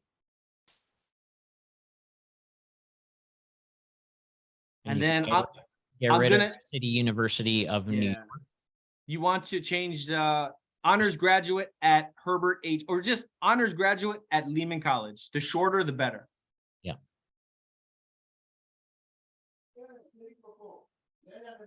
Keep on going. Yeah. Perfect. Beautiful. And then you could put your current position. Are you still an intern at South Bronx Charter School? Yes. You could lead with that as your headline. You could say rock star at South Bronx Charter School. What? I would say before honors graduate at Lehman College in your headline, you put intern at South Bronx Charter School. No. Go back to the headline. No, up. Oh, Copy I it. want to copy it. Yes. Oh, No, you I can't see. copy it. You can't. Yeah, I it want won't to let you copy it copy. and paste it. Yeah. No, put intern first. Oh, before the honors? Yes. You want to lead with that. Yes.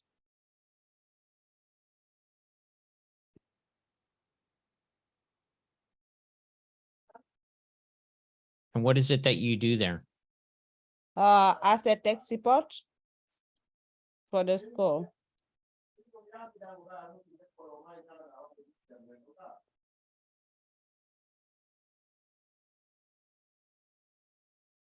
Is it better to say tech support intern?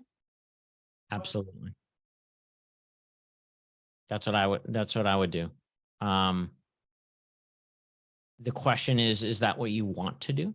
No. What is it that you want to do? A software engineer, like front-end developer. Okay. Yes.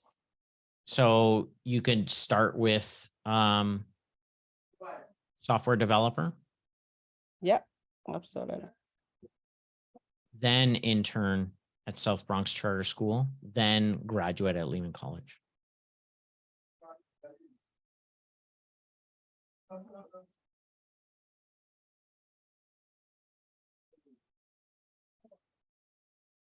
But the pipe?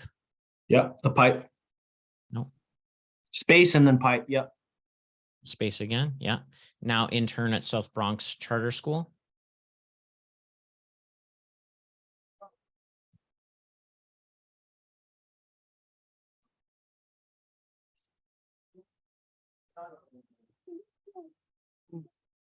That is the you're gonna Sorry.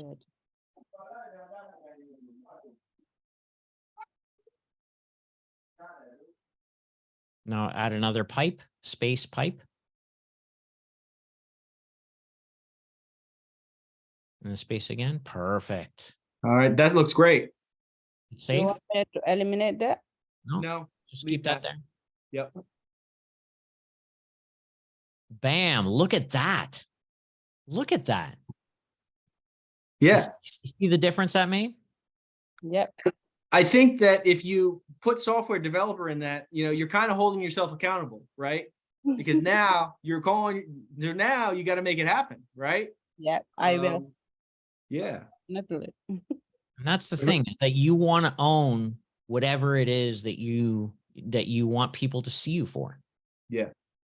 And Yeah. the other thing I would say, the government ID verification is very good because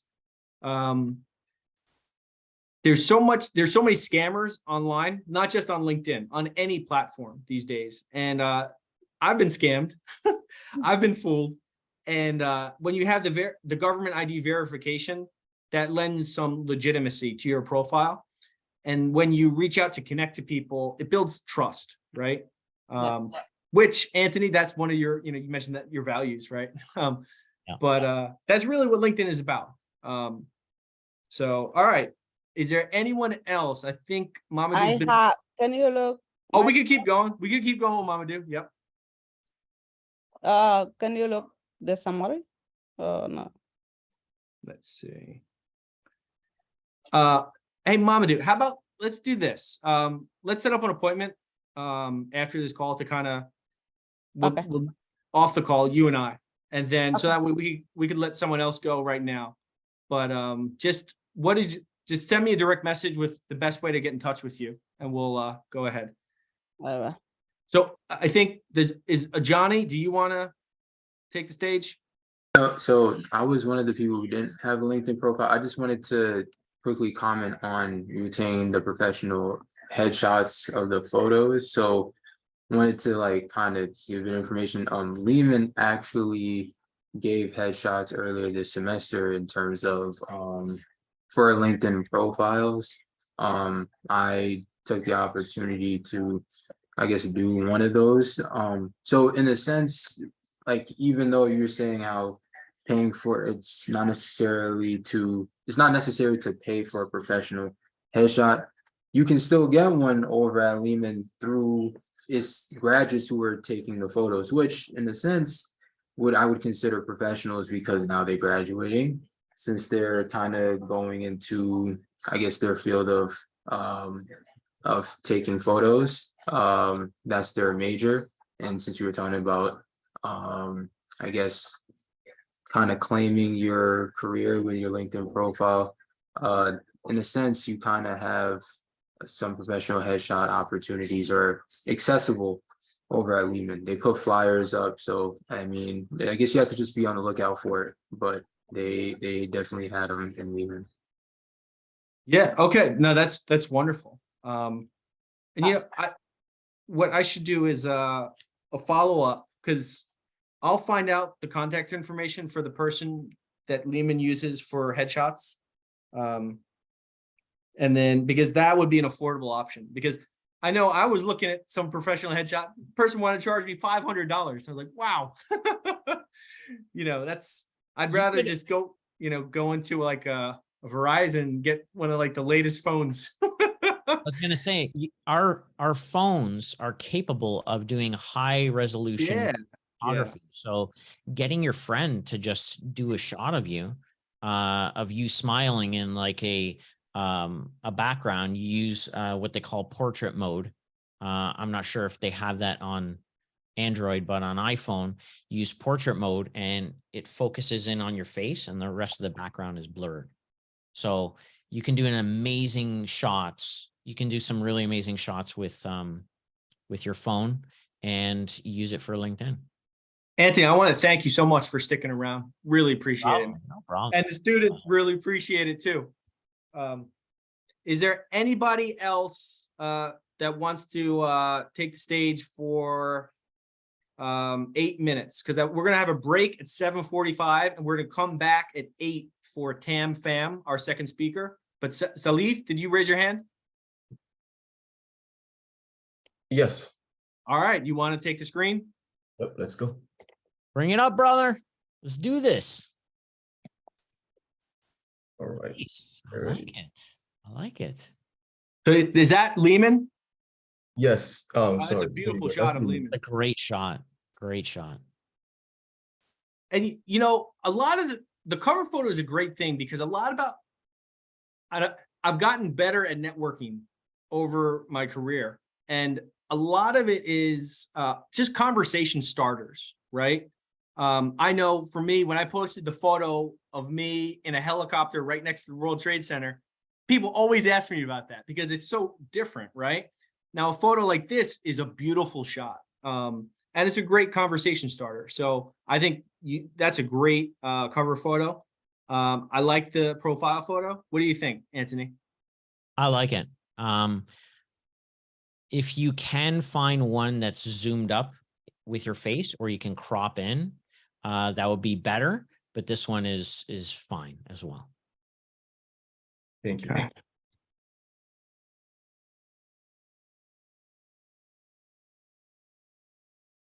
When did you graduate or are you still a senior? I'm still a senior. Okay, so you graduate what, 2024? 2023, December.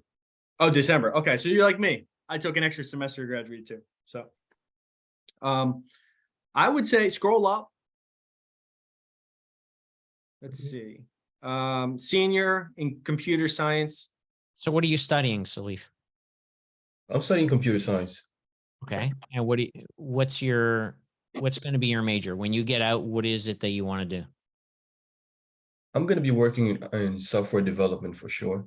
If I have a chance to work in mobile, preferably, but could be in any other field.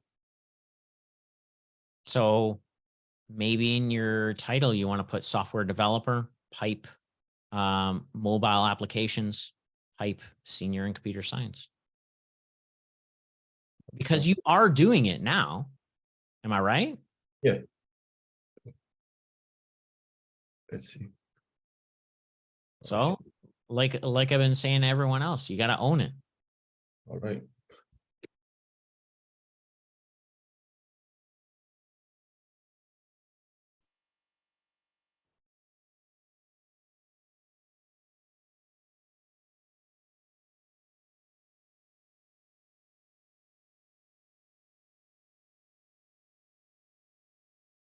Beautiful. Bam. Look at that profile now. See the difference that made? It's a big difference. And now you got to own it. Yep. And let's scroll down a little bit further. All right. Okay, let's see. Much better. Okay. So in your about, I would add something along the lines of, your passion about mobile application development. All right. Take a look at that. I told you guys. You don't have to do it now, but think about, what it is that you want to portray, what you want others to know, why you love doing it. All right. Got that. And let's go here. Like add anything special here? Yeah, it's great.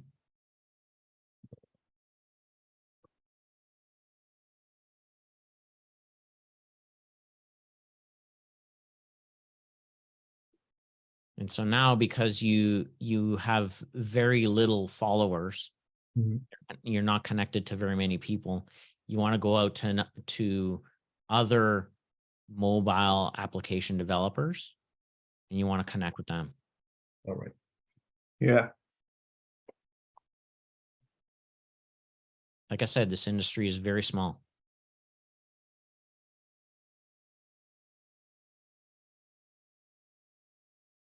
Noted. Yeah.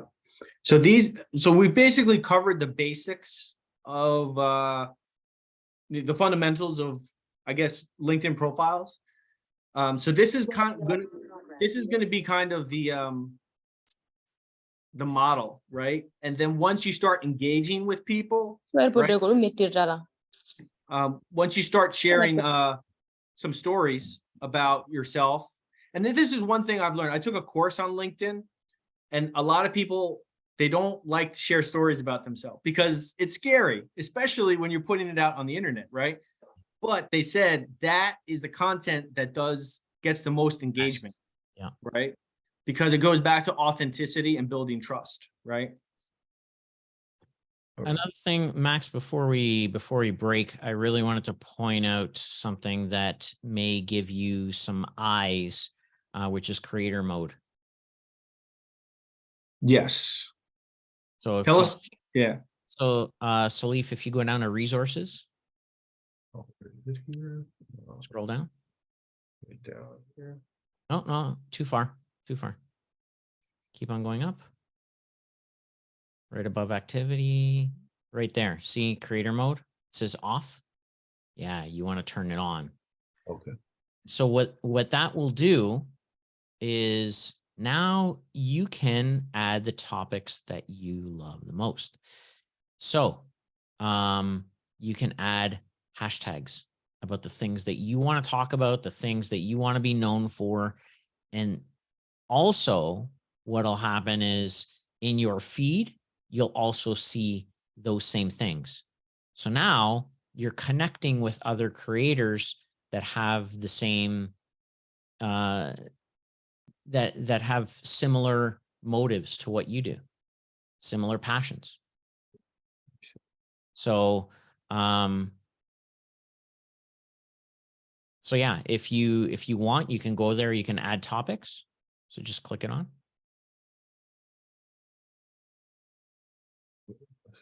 Oh, I guess you have to turn it on first. There you go.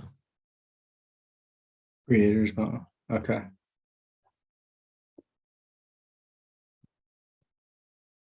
Creator mode is on. Yeah. So you could talk about, it could be software development. You could pick a language like Python. Because I know there's a lot of people who love Python projects. There's millions of people on LinkedIn who, they follow that hashtag. And then I could say, just through my own networking on LinkedIn, you can actually connect and build relationships with people in the comments section of some of these posts of people that have huge followings, right? I know through our, Anthony and I have a mutual friend. His name's Janayad.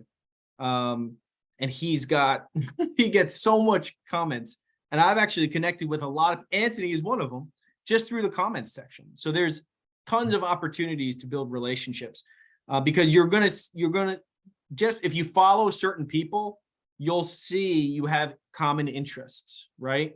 And then when you have a common interest, it's much easier to start a conversation about whatever it is that you want.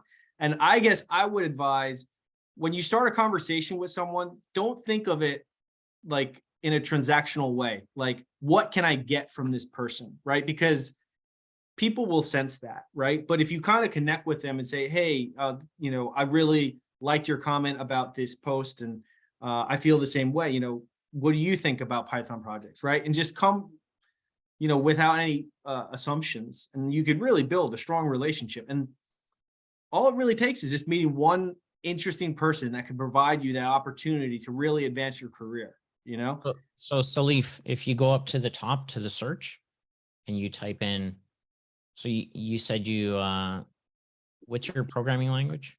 I'm using mostly Java. Okay, so if you type in hashtag Java, See all results. Yeah. And just real quick, I'm going to take a 15-minute break. But I hope everyone comes back at 8 o'clock for our next speaker. His name is Tam Pham, and he is the author of How to Land Your Dream Internship. And he has been generous enough to give us 20 copies of his book, which we're going to give out to, I think, the first 20 students on this workshop tonight. So really cool. So I'll see you all again at 8. Okay. So yeah, so if you want to, if you scroll up, you can now follow that hashtag. So anytime somebody posts anything with the hashtag Java, you'll get it in your feed. All right.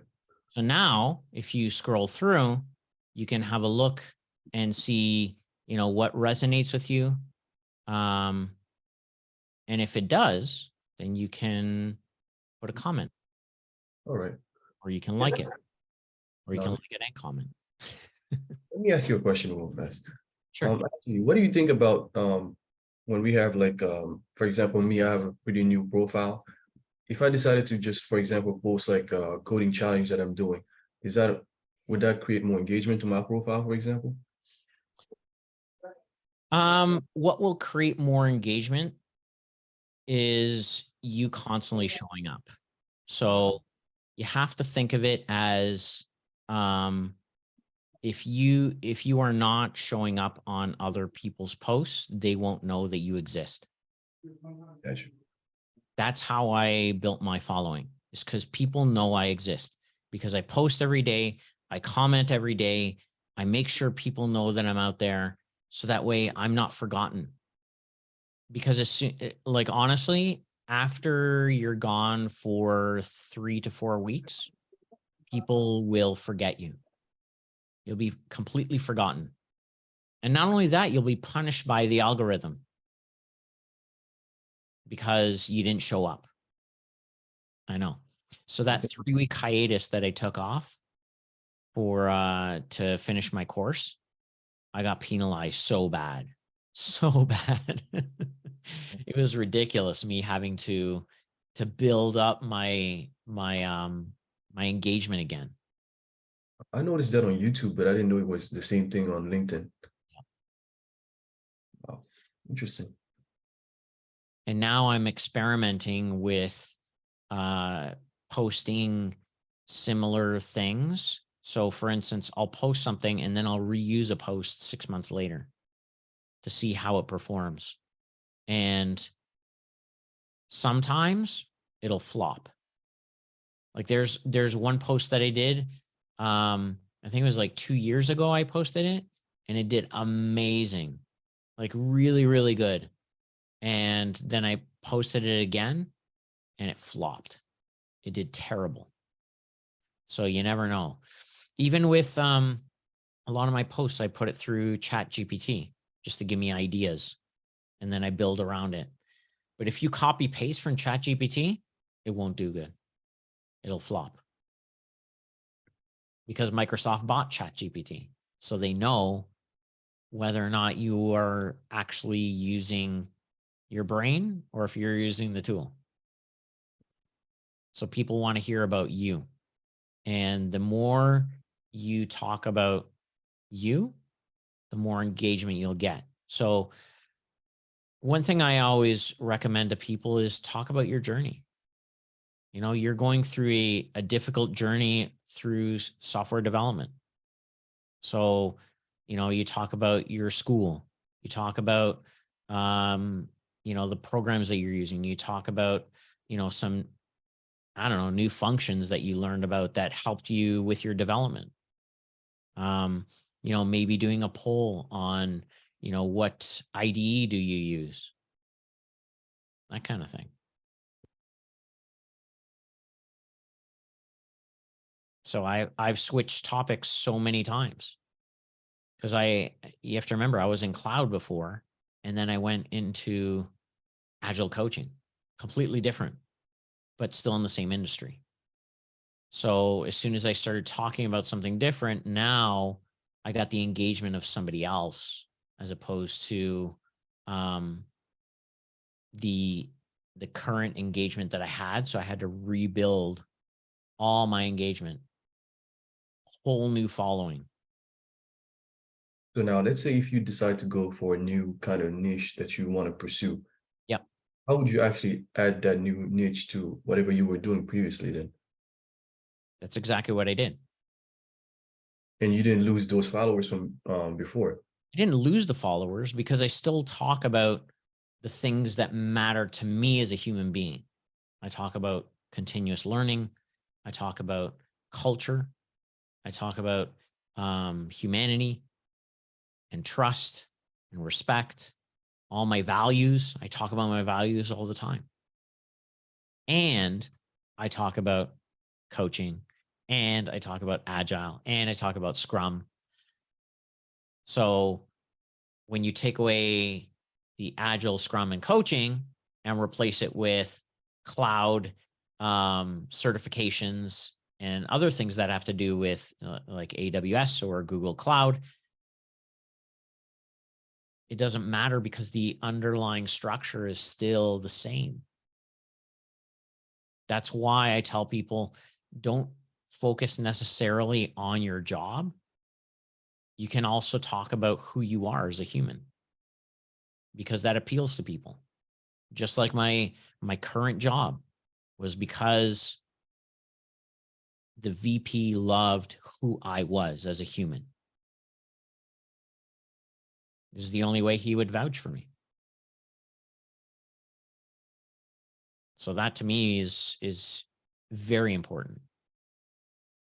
I mean, there are times where, so I have a pizza oven in my backyard and I love to make pizza.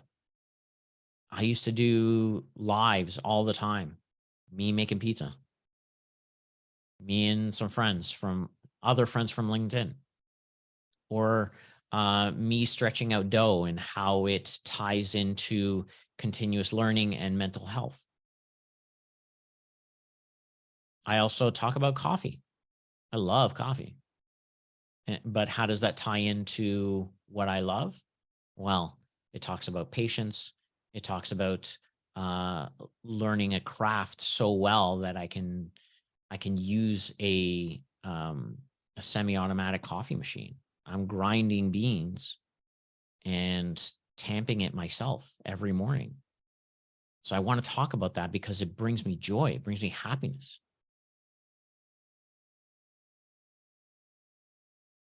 It's very interesting. You're not actually just a persona, it's just yourself. Exactly. Yeah. So when people talk about authenticity, this is what they're talking about.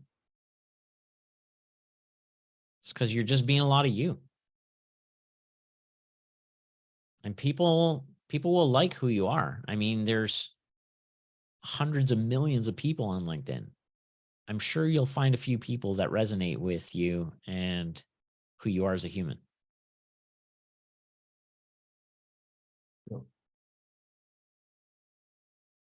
Well, thank you so much. It's just amazing to just have you here talk. Thank you. I appreciate it.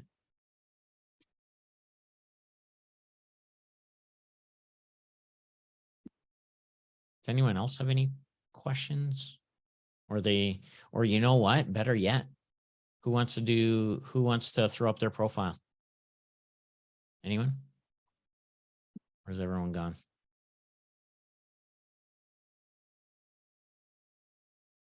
We are here. I hope people are still here because Yeah. I think Tam just came back. Tam just entered the room. So we still got 5 minutes. I asked for one more profile, but nobody's coming forth. Let's see. Hello, Tam. I'll bring my profile up. Do it, Max. Mine is not perfect either, guys. So I'm learning along with you. Let's see. Hold on. So this was creating. Let's see. Hold on.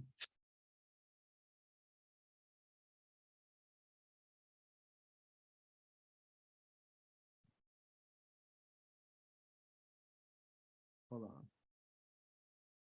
I had to remind myself not to show my password while 20 people are watching.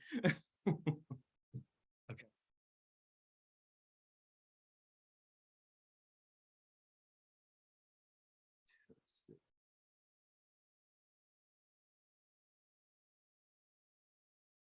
All right, can you see it? Yep. So this was from my helicopter flight. And like I said, it kind of ties into my love of aviation, all things aviation. And, I'm originally from New York, and, it's a conversation starter. So what do you think? Good cover photo? Yeah. If that, I mean, you took that photo. So Yes, I did. That's a talking. That was from a doors off helicopter flight. But you're strapped in, but yeah. And then, but it was a pretty cool flight. So if there's anyone that's interested in aviation, I highly recommend it. So, and my profile photo, when I was at, I used to work at one of the largest digital security companies in the world. And, one of the guys that did the graphic design for the company, we were friends. So he helped me out, and then it's a pretty good photo. Nice little background. And I definitely think that it's helped me, because if you have a good photo, it's more trust, people are more willing to connect. So, and then right here, I've kind of done like I guess these are my jobs, right? For a long time, I worked as a financial analyst, and there's like a little abacus there, right? And that's a little, maybe an homage to my Chinese background, right? The abacus was from China. And business development. I worked in business development for Junaid for his company, nodegree.com, and Ace Virtual Events. And my current role is industry specialist, right here with Lehman. And I got to say, you mentioned, I forget who it was, someone in the chat mentioned, at first when you start out, it's about the money, but then you start doing something you like, and then the money chases you instead of you chasing the money, right? And I love helping the students at Lehman, whether it's with their LinkedIn profiles or making introductions to people in my network like you. I love it, more than just, I was making a lot of money as a financial analyst, but it's very cutthroat, and it's kind of like a race to the bottom, I remember asking you that, Max. I'm like, why is it that you do what you do? And you're like, because I love it. I was like, all right, then go and do it. Yeah. And so right here, so one question I get is, Loyola University. So that's where I graduated. That's where I got my bachelor's degree, built up a pile of debt, and then just said, no more, I'm done. But, that's where I got my degree. And then they say, did you go to Lehman College? I was like, no, that's where I work now. So, and I got to say, another thing I love about my job at Lehman is the diversity. I mean, I've worked with students from Africa, from China, from Bulgaria, all over Europe. And I've actually really improved my Spanish as well. And I love that. It's like a true New York place. So, okay. So that's enough about me. I'm going to introduce our next speaker. So I want to thank everybody for sticking around. You've been with us for 2 hours already. And if you're still here, then we're doing something right. So let's see, let's go. Tam Pham. Okay, let me bring up the intro for Tam. Hey, what's going on, Max? Nice to meet you, and hello, everyone. Hope you're having a good night. Yeah. So Tam, I learned about Tam. I just started at Lehman College this past semester. And this was my first job in workforce development. And I said, well, I better get to learning really quickly. So I went to the library, and, because my job is to help students like you guys land internships. So I went to the library and I did a search for careers, right? And I was just browsing, and I saw this book. It's called How to Land Your Dream Internship. And it wasn't that big. It's very manageable. You could read it in an afternoon. And I read it, and it's this guy, Tam. He says, I landed 6 internships in tech. And then I emailed the book to my bosses. I said, this is the guy that we need to get to speak to the students, because he has a system. Whatever your parents told you about finding work, don't listen to them. All right. I made the same mistake, but they don't know what it's like to look for a job in 2023. Right. Mm-hmm. Tam does. Right. So let me, let's see. So I actually just sent a message to Tam on LinkedIn. I said, dude, I love your book. And I want to get you in front of the students at some point. And then when they told me I was going to be running this workshop for all of you, I said, this is it. This is the moment where I get Tam in front of everybody. And Tam has been very generous. He's gifted us some I think 20 books, hardcover, physical books, not digital books. We're going to, if you want a copy of the book, just send me a direct message on the chat, and we'll arrange to get you a copy of Tam's book. So let's see, where is, okay. Tam Pham has built thriving communities, designed transformational experiences, managed teams, worked in operations for startups, and written 2 books. Pham has worked with and consulted for brands like The Hustle, Mixergy, Kettle and Fire, Four Sigmatic, Intelligent Change, 500 Startups, and several New York Times best-selling authors. Pham has a strong passion for coaching others to reach their full potential. Pham has mentored dozens of college students and young professionals in advancing their careers. Pham has spoken at events hosted by organizations like Rotary International, ASEC, and Stanford University. His writing has been featured on CNBC, Fortune, and College Info Geek. Pham's goal is that someone learns something useful through his work and lives a better life because of it.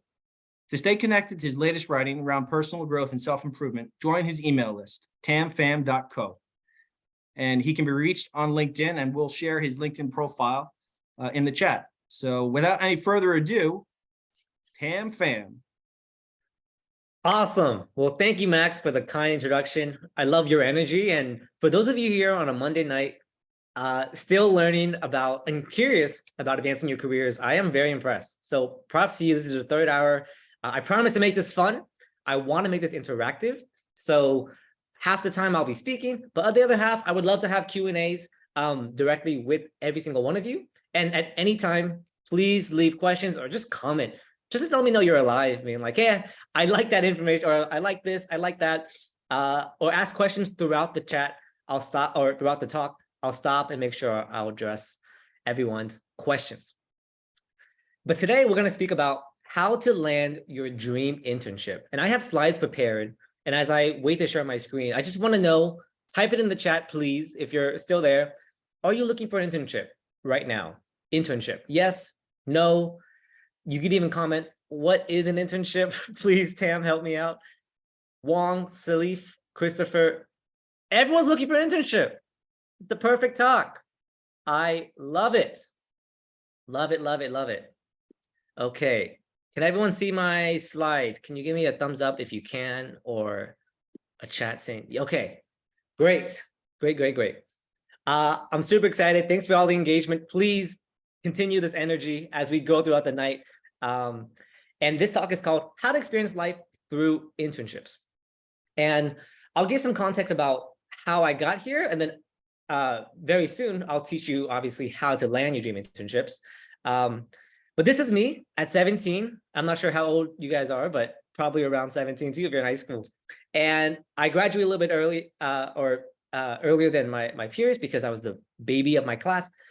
But after I graduated, I was like, okay, what do I do with my life now? I had so many questions. Do I do this? Do I go to this college? Do I go to community college? Should I just go to a trade school? What is everyone else doing? And also, my other question was like, how do I get there?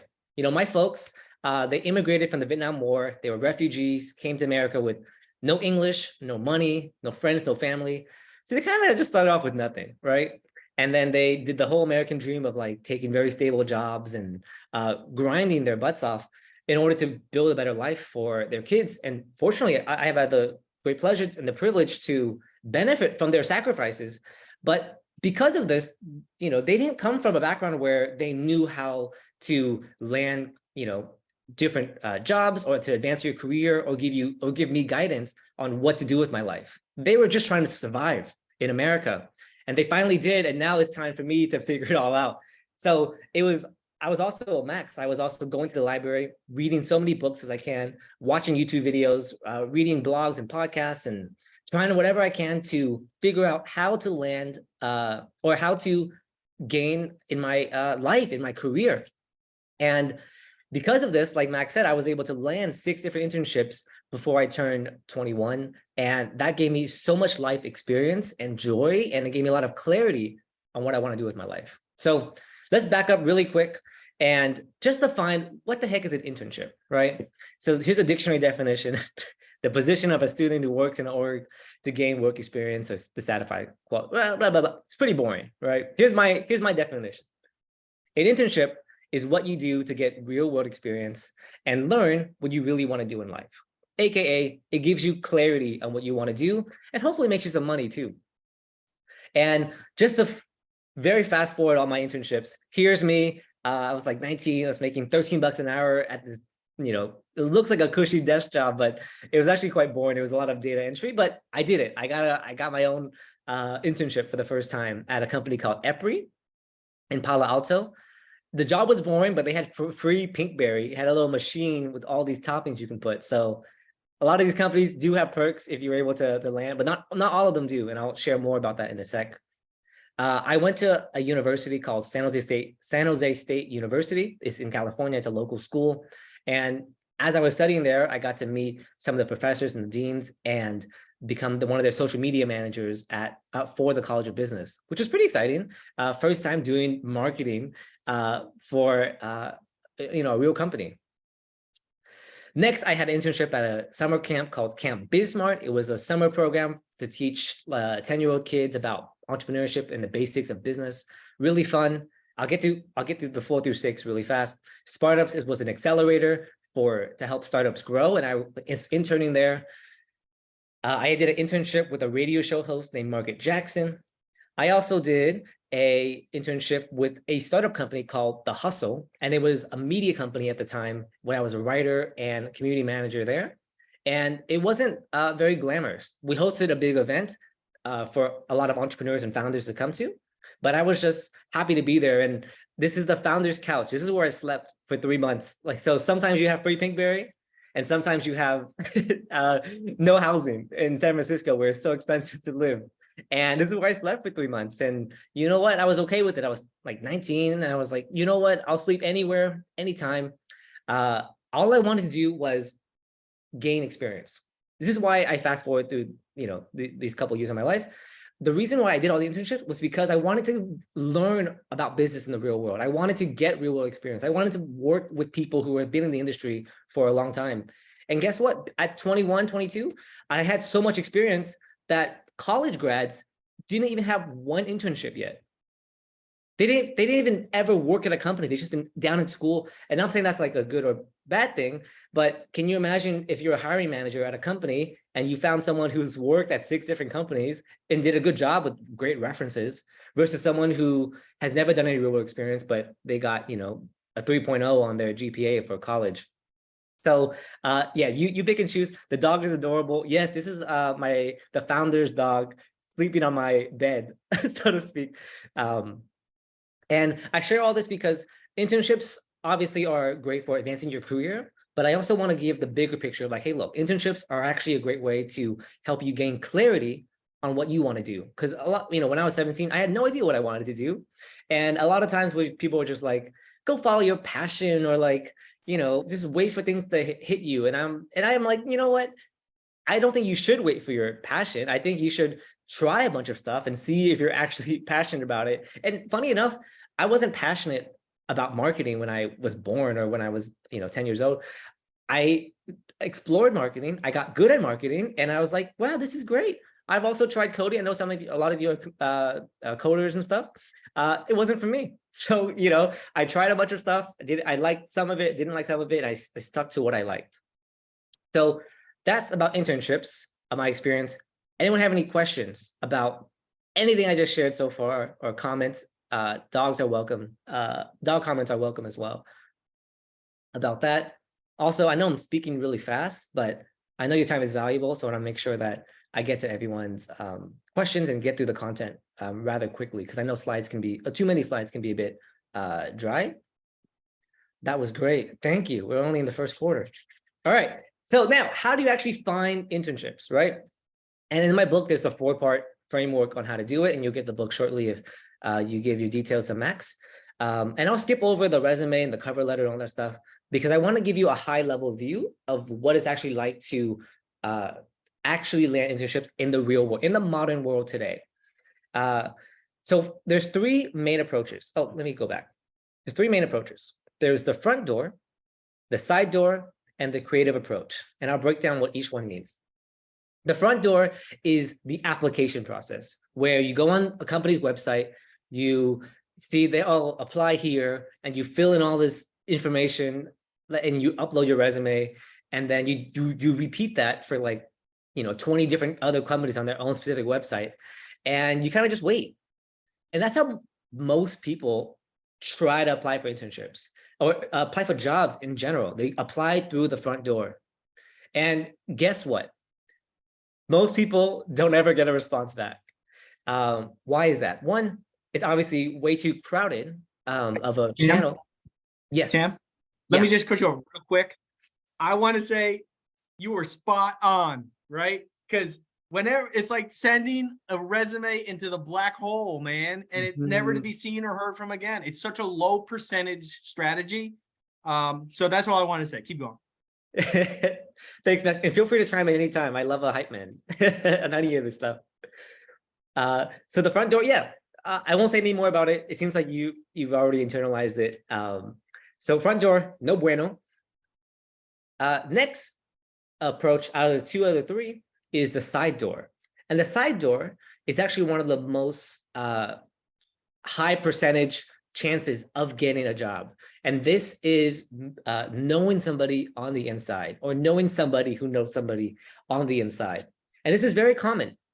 Someone will work for a company, or Max will work for a company, and we'll be like, hey, Max, are they hiring? Please let me know if you know of any opportunities. And because you guys are friends, he'll be like, yeah, actually, we have a job posting that we haven't posted yet, but I actually could, introduce you to the hiring manager and see if you're a good fit, and you take it from there. And this is actually much more common. The best jobs are always from the side door. It's very rare that someone will be advertising a dream job and people will be applying to it, because guess what they apply, the front door is where the companies post somewhat lower tier jobs. I mean, obviously as teens or as young professionals, I had to take a lot of those jobs. We had to take a lot of those jobs because we want to gain experience and build our resume and just generally understand more about ourselves. But as you climb up in your careers, the better opportunities and the best opportunities are going to be through the side door. And so I have another book. It's called How to Network. It's all about how to make friends in the business world, so that when you're ready to find a job, you can go through the side door and not the front door, because it's easier, it's faster, and it's going to be giving you much better opportunities through the side door. And we can chat about networking probably after this talk as an extended bonus. But yeah, I highly recommend the side door. And if you want to start building your network now, I highly, highly recommend having a big focus on it while you can. And the third approach is the creative approach. Now, this is high effort, but also high reward. And let me show you what I mean. A creative approach is essentially where you go above and beyond. You target one company you want to work for, or one person you want to work for, and then you go above and beyond to to pitch yourself to that company of whatever you're trying to do with that company, whether you're coding or designer or whatever it is. So one very basic example was a woman named Nina. She wanted to work for Airbnb, and instead of applying through the front door, where hundreds of people apply to Airbnb all the time. They're a really big company and very dreamy. She wants to travel and work on beautiful products. So this woman wanted to work there, but she didn't want to go through the front door. She didn't know anybody at Airbnb. So what she did was she created a website. It was called ninaforairbnb.com. And I'm not going to show you the whole website, but it shows a detailed, very tailored specific pitch to Airbnb. I want to work at Airbnb. Here's why. Here's are the things that I'm going to do at Airbnb with my design skills. And she actually mirrored her entire website to look like Airbnb. And so she probably took 20 hours on this one application alone to Airbnb in order to try to get into in the door through the creative approach. And did this work? Unfortunately, she did not get hired at Airbnb, but her website went viral. And then tons of other companies wanted to hire her and work with her because they're like, wow, if you're going to go above and beyond for this at this quality of work, like there's no doubt that I'm going to do the same thing for you. And I have a friend, he's more an acquaintance. He wanted to work for Mr. Beast. He's one of the most famous YouTubers of all time. If you don't know about him, look up Mr. Beast after this talk. He wanted to work for Mr. Beast to grow his marketing and be part of the video team. And there was no application. There was no job posting for this position. So you know what he does? He says he makes a rap video. He makes a rap video about why and like rapping his resume and rapping all the reasons why how he can grow the YouTube channel for Mr. Beast. And guess what? Mr. Beast, it went viral on Twitter. Mr. Beast saw it, and then Mr. Beast hired him. Like what kind of other world in this in what kind of era can this ever happen in? Like back in the day, there was no opportunity, there was no internet. So having the power to be creative, and that music video, it took a lot of effort. And he had to write the pitch, he had to film it, he had to make the music and do all this stuff. But sometimes it works. And so I'm not saying that it works all the time. Like Nina didn't get hired at her dream company, but some good things came out of it. And Nina herself has learned a lot from the experience. And I'm sure if the Mr. Beast guy, or the guy who applied for Mr. Beast, didn't work directly for that YouTuber, I bet you other YouTubers would be interested and be like, wow, if you can make this quality of a video, and like, if everything what you're saying is true, like, let me try to work with you, because I appreciate, there are people out there who appreciate this hustle and this resourcefulness and the scrappiness to just go out and do something really, really cool. His collaboration with Clean Up the Ocean. Yeah, someone knows Mr. Beast. Everyone's laughing. I don't know why you're laughing. This is a freaking amazing. I love the creative approach. And I do this quite a lot in my own internships, and I can dive into that in a little bit. But that's the high level summary of the framework. So you can go through the front door, which I don't recommend. The side door is all about networking, which I can get to a little bit after this talk, if you guys like, and also the creative approach. And because of these different things, you'll instantly stand out from the rest of the pack, because everyone is just applying to the front door, and then they're just kind of like twiddling their thumbs and being like, why has no one called me yet? I did everything right. I did everything what teachers and my parents said. And this can work. I'm not saying it's impossible, but I'm just saying that there's more opportunities outside of the front door that could be more effective.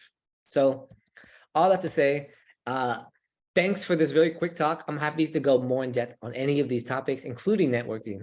And I really just want to make it interactive, because I don't want everyone just to be listening to a talking head like myself. So if you have any questions, feel free to get off mic and ask it out, or ask it out loud, or type it in the chat. Max, I'll let you, I don't know how this works, but I'll throw the ball to you if you want to lead this dance.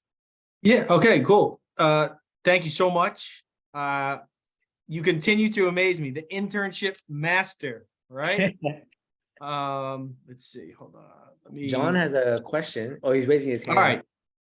So we'll call on John, and if there's anyone who's camera shy, you can type it in the chat. I prefer that you step up and ask, but we will call out any questions in the chat. So we'll start with John Alvin. You go first, John. Hey, Tam. First off, I just wanted to thank you for coming and giving us this talk. It's like really insightful. I was wondering, so when you went for year 6 internships, I'm assuming that the second approach is the one that worked the most for you? You're exactly right. Actually, this first internship, I got through the front door, which was very rare because I apparently beat out seniors and juniors when I was a freshman in college to get this job. But after that, this one was through just being part of the university and part of the business community there, which is very natural.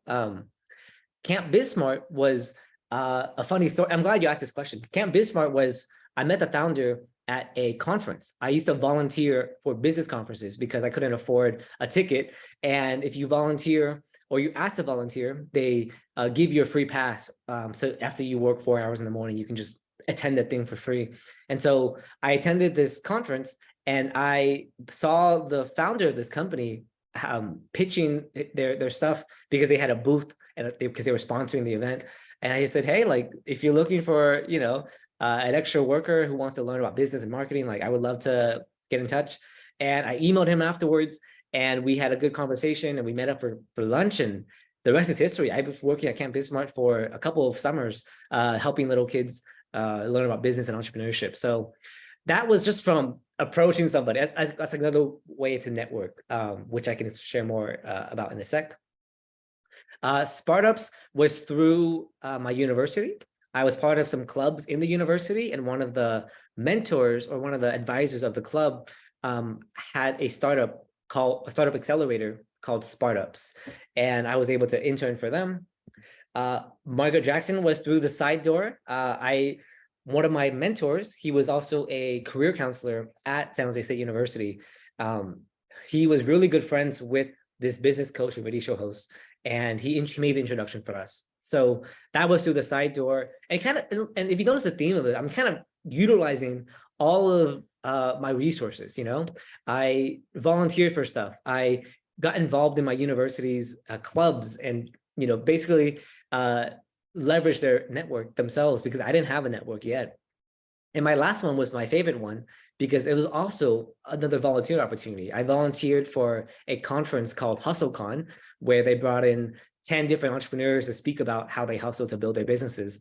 And after volunteering, the next year, I asked the founder of the company who I met through the conference, and I said, hey Sam, like, I'm curious, I'm looking to join a startup because I want to learn about business and marketing. Like, do you have anyone, that you recommend me to? And he actually said, you should come join us. And that's the same guy who I slept on his couch. He's like, yeah, come sleep on my couch. And we spent literally 24 hours together. And actually the company just sold for, I don't know how many $1 million, but it's quite a successful startup nowadays. But back then it was like, we were 5 people living in working in a very small apartment and sleeping on couches, sharing with roommates in San Francisco. So it was a journey, but to keep a long story short, I'm so sorry for rambling there. Lots of side doors. And I got into the creative approach later on as I got more targeted on who I wanted to work for. But especially in the beginning, I just kind of utilized the network around me as best as I can. So hope answers your question. And if it does, we'll get to Varun. But yep. John, John, did that answer the question? Yeah, it did. Okay. Thank good. you for the answer. Thanks, John. Yeah. Let's go to Varen Nelson. Yes, hello, how you doing?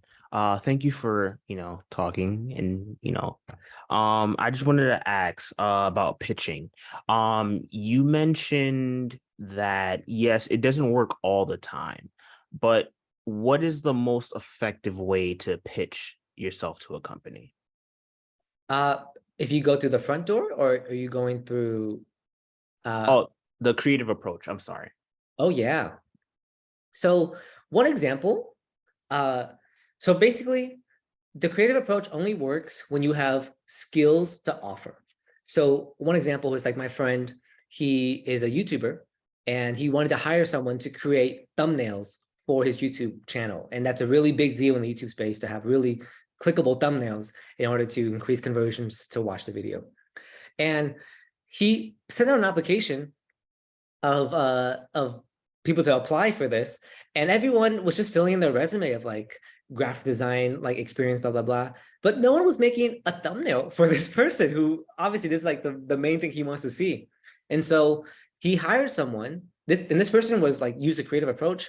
He redid, he looked at his channel and he redid some of the old YouTube thumbnails and he made it better. And he said, and he just did all the work. Like he did all the work without any expectations, being like, hey, here are 3 thumbnails that I redid for you. Literally here, take them for free. Test it out, and you let me know when you want to hire me, when you want to work with me. Yeah. And it's like such a no-brainer, because if you do all this, it sounds crazy because no one does this. Like literally less than 1% of people do the creative approach. They all do the front door, which blows my mind. Because if you just spend a little bit more effort than the other person, like making 3 thumbnails doesn't take more than a week to do, most likely. Yeah. Take an extra week to do it, you can literally work for your dream company. And it just blows my mind that no one else is doing this. And Yeah. yeah, you're kind of agreeing. What do you think? No, I agree. I agree with you. Hold on, my mic is a little bit too loud. But yeah, I agree with you. Not a lot of people really take the creative approach. Yeah, more because I guess the front door is a little bit more easier. You know, like you go onto a website, you just send in your resume, and then that's it. And you know, you're not really putting the effort and the time into looking into these companies. You know, seeing what they need specifically. You know. Yeah, it's a very low percentage, and it doesn't take that much of an investment. Yeah. Like of your like time and energy, really, because once you have that resume written, right? And then you could just, I mean, for a little while I did it, and you know, I just rage applied. I would like send my resume out to like 200 different companies, which is actually really unsafe, they say these days, if you have some like, because I think at the time I still had my address on there. So, you know, it's probably, my personal information is probably floating around on the internet, but you know, we're kind of beyond issues of privacy at this point. But it is an exercise in futility, I feel. And, you know, the math of some of these jobs is very daunting, because if you're at a competitive, in-demand company and you post an entry-level job and you're a recruiter, yeah, you know, when I was running my own consulting company, I just posted like an internship because I wanted to get a flavor of, you know, the kind of applicants, right? And this is for MKH Associates, which there was no IPO, there was no nothing. It was just a bootstrapped consulting company. And no one had ever heard of it except for me, right? I got like 200 resumes in like a couple of days, right? And if you've ever worked in a business goes very quickly. And every day that an important position is not filled, the company's losing money, right? So the recruiters, they don't have time to sort through, you know, a stack of resumes, right? So if an unknown consulting company got 200 resumes in a couple of days, you know, if you're at Spotify or if you're at JP Morgan Chase, right? And you put an entry-level job, you're looking at possibly thousands of resumes, right? So thousands of resumes is like reading a Stephen King novel, right? Which is like this, right? Recruiters don't have time to get through all of them, right? So that's why it's so valuable. If you read Tam's book, right? He talks about, do you know anybody at this company? And it really is true. And it used to be, if you didn't know anyone, if your dad didn't know anyone, you were kind of out of luck, right? But we don't have that excuse anymore because we have LinkedIn, right? And because a lot of these companies, there's literally thousands of people that work there, right? Go through it, find somebody that has something in common, right? And just keep reaching out, because all you need is that one person, right? You got to build that relationship, right? Tam didn't have to accept my request when I reached out to him and said, look, man, I loved reading your book. And it's going to apply so much to my job, but he did. And now here we are, right? And we just created an opportunity just from going to the library. So if you send out 20 invitations, like my friend, speaking of networking, I'm a huge fan of this guy named James Altucher. and he's a podcaster and a wildly successful businessman. He's lost more money than I'll ever make in my life. And I just followed his podcast for years. And today I got to meet the guy that produces his podcast in person. Now, I've already met James 3 times in person, but I got to meet the guy that produces his podcast in New York City. And all of this was just from reaching out consistently, and people say, well, does that make you a stalker? And I was like, in a way, but not in like an illegal way, right? Because it's never been easier to build relationships. So yeah, let's see. Babata, are you next? Let's see. Go ahead, Babata. Oh, hello, Tam. Thank you for sharing this. I have a career coach that always says, getting a job is not about what you know or who you know. It's about who you know that knows what you know. So between the last two methods, creative approach and the side door, which one do you think involves more networking, and which one? I know you say the creative approach is more effective, right? But how do you make it successful? Yeah, great question. I think the quote is who you know, and there's what you know, or who knows you, and then no, it's not what you know, it's not who you know, it's who knows you. Like, I think that's the similar quote ish. Is that right? It's who you know that knows what you know. Who you know. Okay, there are all some different variations of each other. There's probably a lot out there. But I think both are correct. I think both, you can get through the side door. And I talk about this in my book too, in my networking book. There's a lot of people who have a huge network. They go to all these conferences, they meet all these cool people, and they keep in touch on LinkedIn and do all the right things. But they're not really doing much with their actual work. They're not, and what I mean by that is like they're not actually building skills. They're not actually working like cool and interesting jobs. They're not doing like interesting side projects. And so they just have this big network, and sure, you have a lot of friends, which is amazing, but there's not much to be gained from this in the professional world, at least, if you don't do something with it, or if you don't leverage it to what you want to help you with your goals. And sometimes people get so sucked into just like building a network, they forget the other part, which is to build your skills.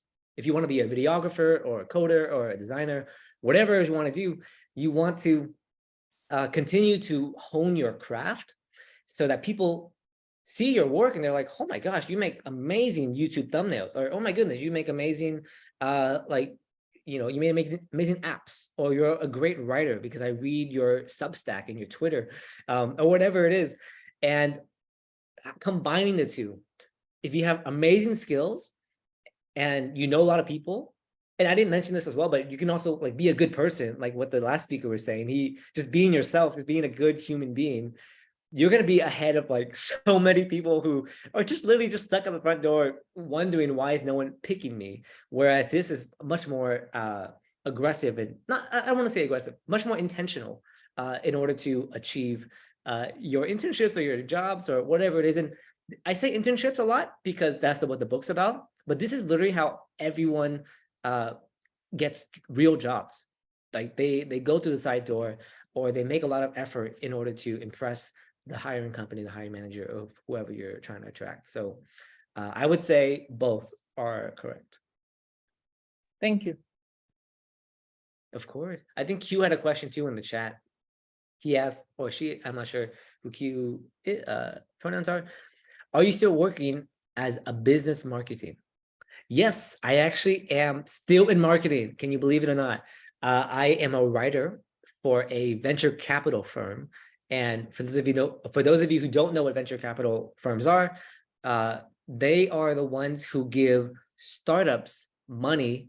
They invest in startups in order for them to grow. So a venture capital firm has invested in Google and Spotify and like Shopify and Stripe and all of these big companies who are, worth $1 billion. Venture capital firms are the ones who are giving them money, investing money into them to grow. So I'm a writer. I'm a business writer for them. And I also still host events. I'm hosting an event in a couple of weeks called Hustlers Retreat. We're going to take 100 entrepreneurs into nature for 4 days, and we're going to learn about business and marketing and strategy, but also go hiking, play volleyball, do some yoga. Like, it's going to be really, really fun. So guess what? I'm still doing my job. I'm still doing my thing. And on the side, I'm doing a lot of side projects as well. So it's been really exciting for me. And I actually am itching to write another book someday, but not sure what that'll be quite yet. Hey, Tim, I've got a question for you. Yeah, shoot. So a lot of this has been positive, but sometimes I think it's good to talk about mistakes, right? So what is the most common mistake that you see college students make when they do two things, when they're searching for internships, right? And then the second thing is when they're trying to network? Because I will say this, a lot of the students that I've encountered over the past 4 months, they do not feel secure networking. And I can relate because I wasn't a good networker when I was coming up. I've become a much better networker because I've had to learn to survive, right? So I would say, what are the most common mistakes that you've seen students when they're looking for opportunities and when they're trying to network? For sure. Great question. And I'll start with the networking one first, because that's what I'm really passionate about. And for those of you who don't know what networking is, I didn't either, Max. Like, I thought networking was about making friends with like really old business people and playing golf and exchanging business cards. That's not how networking works in today's time. And I actually want to reframe the definition of networking, because back then it was just like very transactional. Like, I will make friends with you, so I will do this favor to you, you do this favor to me, and we can like keep track of how many transactions we are. It felt very fake. And I believe authentic networking is really about making friends. So Veron, if you're friends with John, and John, you're friends with Babata, and you're friends with Q, like, you're all friends. Do you think that's networking? Not really, no. You're just making friends with each other. And over time, as you build these friendships, guess what? In 10 years, John might be working at a company you want to work, and Veronica can be like, hey, John, like, what's up? I'm looking for this new gig. Do you think this company would be interested in talking to me? And like, they'd be like, John would be like, yeah, of course, you're my friend, you're my buddy. Like, of course I want to help you out, So I think of networking as really as making friends. And Chris, I'm gonna mute you for a sec. I think I hear some movement. Max, can you help me mute? Oh, thank you, Chris. Networking is all about making friends, and I think that's the biggest misconception that people have, especially younger folks, especially young professionals who are just getting into the market, that they're most scared about. And the second biggest thing for networking is that, especially for young people, they think, oh, what do I have to offer to these really experienced mentors or like, professionals or real like older folks in the industry? Like, I'm just, 18 or 19. Why would they want to be friends with me? Like, I don't know anything. They're so much smarter and cooler and better than me. And while some of that may be true, you as a young person have a lot to offer. Well, I mean, obviously, for the fact that we have different perspectives. So we love diversity of thought and of all backgrounds. But more importantly, sometimes older folks don't need to gain from a younger folk. And you know what I mean? Like, a lot of times, older folks just want to be able, sometimes they just want to be able to impact the next generation. And so this is like the one big thing that if every single young person did, like, they would be unstoppable. It's simple as this. Asking a mentor for some advice, some specific advice on A, B, or C, or whatever topic it is, and then following up with them, being like, hey, I did what you said, and this is what happened to me. I got this new job, or I got over my fear of talking to a stranger at a conference, or hey, like, if someone went up to me and said, hey, Tam, I read your book, I did these steps, and now I have 2 interviews lined up for next week. I would be ecstatic. And now we have I would feel so pumped that I would want to help you out, because, and even though, you don't give anything to me, or, so to speak, I would feel so invested, because no one actually does the things that people say, or the people that give advice. And after that, no one actually tells the author or tells the speaker or tells the YouTuber, whoever it is, that your work impacted my life. And that is any creator's dream, is to know that someone's actually like reading or listening or giving a, see about what you're talking about. So that'll be those two things. One is networking is all about making friends, not contacts. And then two is to not feel pressure to like have to give or something to an older folk in the industry, or feeling like you're not enough just because you're 19 and just getting started. You have a lot to offer, and sometimes people just want the satisfaction that like they're helping guide the next person, and you're an eager sponge ready to learn and grow and keep them updated on your journey. People love that. Yeah, that's a great answer. And my follow-up to what you said is, everybody that you see that is like traditionally successful, right? Which usually means money, right? What you see on CNBC or Fox News or MSNBC or on the Wall Street Journal or on Instagram is an airbrushed version of their life, right? Mm-hmm. Now, I worked as a financial analyst at a company. We got acquired. There was 2 deals. We got acquired. The first deal was $900 million. The second deal was a $5 billion deal, right? And I guess I was like 2 from the top when I got laid off, right? And I can tell you that the CFO, he was a really smart guy, right? But I wouldn't say that he was like a genius, right? He just picked a couple of skills that he was pretty good at, and then he honed them day in, day out, day in, day out. And after years, he found himself at the top. And I got to work with him. And, he was, for the most part, for someone at that level, a regular guy. Mm-hmm. And, he had problems, right? He had good health, right? But he had like, issues with his family, like everyone else does. He was flying from Texas to Maryland, for work. So you got to think, you can't be intimidated by these people, right? They have a big title, they have a big salary, maybe huge bank accounts, right? But remember, they're just human beings, right? There's very few Elon Musks in this world, okay? Very few. Because I think too many times when people think of entrepreneurship, they automatically think of Elon Musk or Jeff Bezos, right? But yeah, you have to, they're humans, right? Don't be intimidated. Approach them and say, what can I learn from them, right? With an open mind. And then the other point that you mentioned is, if you actually take the advice that some of these mentors give, and a lot of times it works. Like I was telling Tam about James Altucher, I'm a huge fan. I think Tam's a huge fan. He mentioned him in his book. Yeah. And one of his tips is, when you're applying for a job, instead of just waiting to get it offered to you, share 10 ideas with them. How would you improve their business, right? Because I think too many job seekers, and I was in this boat, too many job seekers just say, oh, I want a job. I don't really care about the business, right? I just want a paycheck every 2 weeks, right?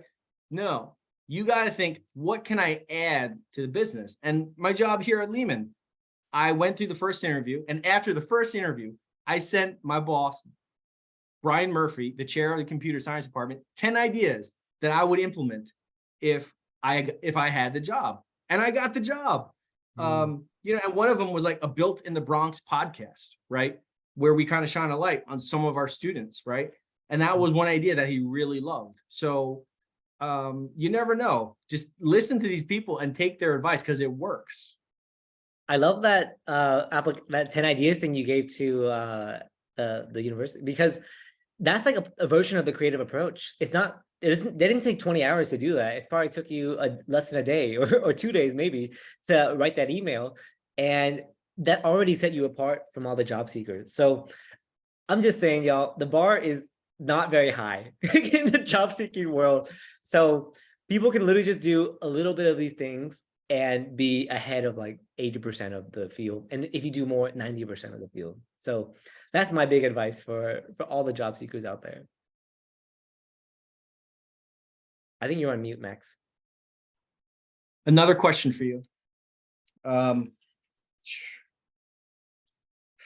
So one of the things that I've run into a lot with some of our students is they feel like their internship wasn't really meaningful, right? And I think this is probably pretty common because, you know, businesses are in the business of making money, right? And a lot of times they don't want to entrust an internship, you know, with too much responsibility, right? So what would be your advice to make sure that a student with an internship can do everything in their power, in their locus of control, to make sure that it is a meaningful and positive experience? Great question. And this might be hard to answer. The question that you should ask yourself, it might be hard to answer, but the question I would ask myself is, what skills do I want to learn? Whether it's to be a better writer, better coder, better artist, whatever your field is, what do you want to learn? And can this internship help me with my goals? That's the main thing. I think people often get internships because they feel like they have to. They feel like it's a job, they have to build a resume. But that doesn't make a lot of sense to me, because the reason why you do it, obviously for money, to get paid, and because we live in a capitalistic society. But the other part is to actually help you achieve your goals, your learning goals. So if I am considering an internship between two internships, and one of them is related to my goals and one isn't, then it's an obvious choice to go for the one that's related to my jobs. And I feel really bad for those who feel pressure to do internships just for the sake of doing it. That's not the point. The whole point, like I said in the very top of the talk, is to learn more about yourself and learn more about the things that you want to do and you don't want to do. There are oftentimes in many of my jobs, actually, even after my internship, I had real jobs, I didn't like a lot of the stuff that I was doing. And luckily I was able to chat with the my manager or whoever I'm working with to either change roles or change projects or teams or whatever it might be, in order to be aligned with my goals. And sometimes I think I like something. I thought I liked doing social media back at my university, but to be honest, afterwards I was like, I'm just, putting stuff on Facebook and tweeting stuff. It's not really my biggest passion. And so internships are a chance to get clarity, because I thought I would be really good at it and I would love it, but when I started doing it, I actually didn't like it as much as I thought it would. Or sometimes you do something and you don't like it in that context. Maybe you like doing social media for a more fun brand versus like a more corporate brand. So you learn all this stuff by doing stuff. You get clarity from action, and you won't know about if you like this or like that, whether or not, until you try it. So I would say to get really clear on what you want to learn and do the internship as an experiment, saying, hey, I think I want to learn coding. Let's see if I want to do it here. Oh man, I'm just fixing bugs all day. That's not what I actually want to do. I want to build apps. So you might transition out. But that's my quick summary of that answer. Yeah, it's really interesting to me, because I feel like these days everyone wants data science, right? Because that's like the in-demand discipline, and that's great. Now, some people get into it and they love it, right? But for some people, it's pretty boring, because for some people, not all, but when I was coming up, it was all finance, right? All the best minds and the best students wanted to go into finance. And why is that? Because it's the most money, right? My roommate at college, he's a CPA, right? And he's a partner at Ernst & Young. And I asked him about it. And he said, I asked him about his career. I was like, what would you say about it? He's like, it's the most boring thing I've ever had to do. And I said, how were you able to stick with it for this long? He's like, future money. And he's like, if I could have done it all over again, I wouldn't have done accounting. I wouldn't have done finance. But he's like, that's what a lot of my parents wanted. That's what my professors wanted. So I would say, look, really think about what it is that you want to do, because you got to get into it for the right reasons. Yeah. It's Any other questions?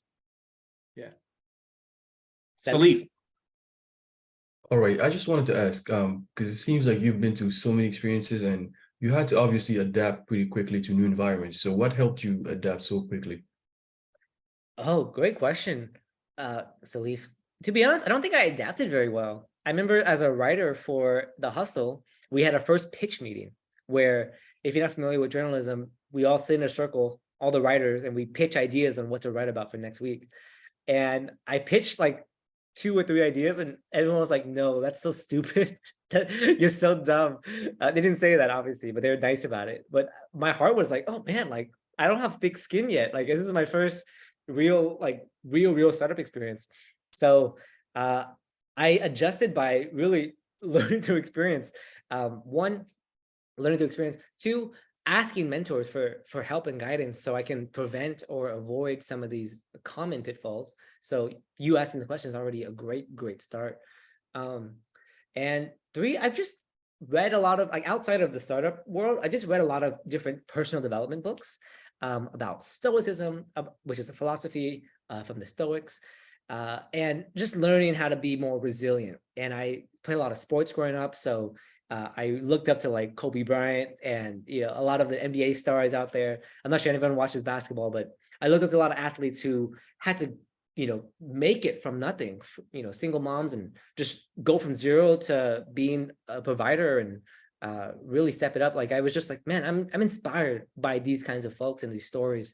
So my story is nothing as near as like as drastic as or dramatic as their life stories, but I try my best to learn and grow from it as a human myself. And because I grow as a human, I'm able to express that in the workplace and fortunately be better off because of it. Yeah.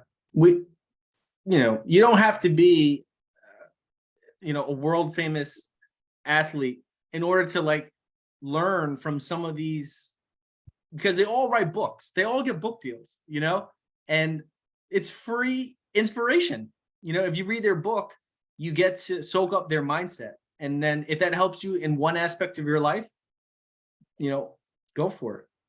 Mamba, Black Mamba. Love it, man. Love it. And rest in peace. Yeah, that was so brutal. Oh my gosh. Yeah.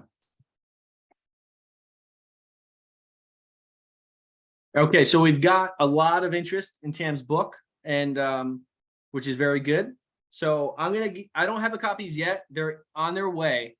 And like I said, we have 20 copies. So I think it looks like there's about 20 people on this call. So what I'm going to ask is that people send me an email and with the subject, say Tam's book, right? And then the first 20 that get it, send me an email. Those are going to be the first 20 that get it. And then if you have any classmates who didn't get a hand on the copy, then just share, or we could maybe reach out to Tam. Maybe we could do another order later on. But I got a lot of value out of it. It was a book that I wish that I had when I was starting out, because I got so much bad advice. Like, like one of the things I've learned, and you got to be very intentional about who you get your advice from, right? Because my father, great guy, he worked as a mailman for 30 years. Now it was a stable job, and he raised a family of 5 on it, but not really the best person to get advice if I was interested in entrepreneurship, right? So you got to be careful about who you get your advice from. And like Tam said, back in the day, it wasn't as easy. The flow of information wasn't as easy as it is today. Because of the internet, we are all here listening to Tam, right? And we all get to read about his incredible experience getting 6 internships, right? You're lucky really if you get 2. 1, a lot of people with 1 internship are really happy, so yeah, definitely be mindful of who you get advice from, even friends, right? Because the other thing is, you'll learn this as you get a lot further in your career. Sometimes friends are the most prone to jealousy when you kind of like make progress in your career, right? So you got to be careful. All right, Salif, another question. Yes. So my last question would be just regarding the fact that you help so many businesses writing and stuff like that, and in marketing. I just wanted to know did you notice anything in particular with the guys that worked in tech? Did you notice any trends that you noticed like as a pattern that was just like, oh my God, they need to fix this? Like patterns, or you mean like problems in the industry? Or Yes, problems in their industry when they came out, when they needed your help. I mean, there's lots of problems. I mean, the biggest one is that businesses want to grow. Every business wants to make more money and lose less money. So marketing is like, and marketing and sales is the easiest industry to give it like a return on investment on, because you can say to someone like, hey, look, you pay me $1,000 for this contract to write like, you know, this email sequence for you. And I bet you that this email sequence will make you $5,000 back in whatever product you want. If someone gave me that pitch, I'd be like, wow, you can do that. And then they show me like references of like their work and proof of that they did it for other people. I would be like, yeah, here's $1,000. No, like not even an issue. Here's $2,000 if you want it. But if you give me double the money back, like that's an amazing return on investment. So whenever I see opportunities for businesses to increase their revenue, I can say, hey, look, I can do this marketing campaign where I can get you, you know, a certain number of views or a certain number of email subscribers or whatever it might be that they measure their success on. And because they know, like their marketing team knows, just as an example, that each email address that they collect from a website is worth about $2. And so if I tell them, hey, look, I can get you 1,000 email addresses for $500 or whatever it is, that's a really big return on investment for them. And it's like a no-brainer. It's like, of course, why wouldn't I give you $1 so I can make $2 back? I know these numbers are getting a little bit complex now, but to take a step back, businesses want to make more money. And if you can show them very clearly how you can grow their stuff, like, hey, I can make you a thumbnail, there's a new YouTube thumbnail that will get you double the views. And that double the views would give you more revenue or whatever it is. They'd be like, of course I want a thumbnail that would double the views, right? So that's marketing is very straightforward in that way. Other spaces aren't as straightforward. So you have to really tailor your pitch in order to pitch the company. So as an example, if you're someone who's in operations, because I've done operations before, operations isn't growing the business. It's more like making sure the train's running and it's hitting all the stops and it's on time. You need that person. You need a train to go fast, like someone to make the train go faster. And then you also need someone to have a train to be like, okay, we're not going to fall off the tracks. And like, we're still building the tracks as we keep on going. So that person might not pitch themselves as like, hey, I can double your business because you have me as an operator. But that operator has a very valuable skill of making sure we stay on task. And that's why a lot of like really big leadership, big companies hire leadership, like a new CEO or a new chief operating officer or a new head of operations to steer that ship, because they know because if they shift off course, then it's they're going to Missouri instead of New York. They're not going the right direction. So it depends on what your field is, but that's how I would pitch it whenever I want to see like problems in the industry. Tim, would it be okay if I shared the link to your LinkedIn profile? Of course, yeah. Add me on LinkedIn. I had left my email and my website there, but you can also find it on my LinkedIn too. But would love to connect, Max. It's such a pleasure to be here. And everyone who's up on a Monday night, you guys are dedicated. I respect you so much. So if you have any questions, please let me know. But you have my respect for just being present and being here. So I feel really grateful to share this mini stage with y'all. So thank you. Is it write2tam@gmail.com? Right to TamFam at my last Write to TamFam@gmail.com. It might be on my LinkedIn too, but yeah. Don't be a stranger. Feel free to say hi. That's perfect. Yeah. Tam, thank you so much, man. We really appreciate it. My pleasure. And thank you. I'm sure everyone, just judging by the response, the email, the book is going to be, they're really looking forward to reading the book. So, and if everyone wants to help out Tam, leave a positive review for him on Amazon for his book. Okay. That'd be awesome. Thank you, Tam. Awesome. Thank you for coming to talk. everyone. Veron, Edward, Aurelie, All right. David. Thank you all. Very good. Very good. All right. So for the last hour of the workshop, we have a little course. If you guys are all still up for it, it's called Delivering an Authentic Elevator Pitch.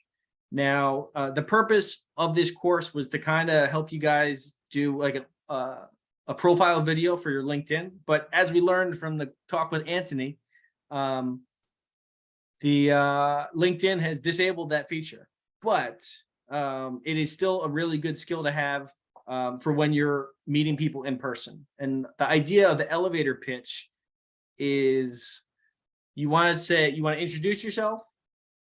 You want to very quickly communicate what it is that you do and what you kind of have to offer to the person that you're talking with. And there's kind of two components to it. The first component is you need to be likable, because people decide within, I think, 2 to 3 seconds if they like you or if they don't like you. So, you know, if you do land that internship and then at Amazon, and then one day you find yourself in the elevator with Jeff Bezos, right?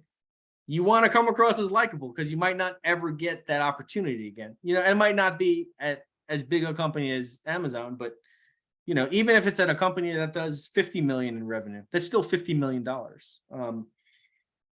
You know, and if you get in the elevator, you want to be ready to make that good first impression. So are people interested in going for one more hour? Type yes or no in the chat.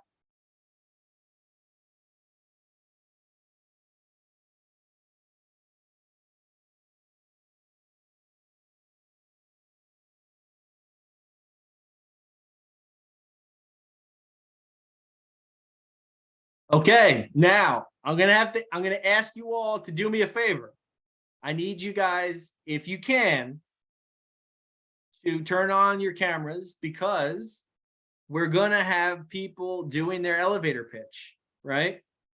And then, you know, don't be scared because we got to get feedback. So, all right, I'm going to turn on. It's a LinkedIn learning course. I could probably teach it, but the professor who teaches it probably teaches it better than me. So I'm going to turn it on and give it like, let's give it 5 minutes. We'll come back at 9:10 p.m. Okay, everybody? 9:10.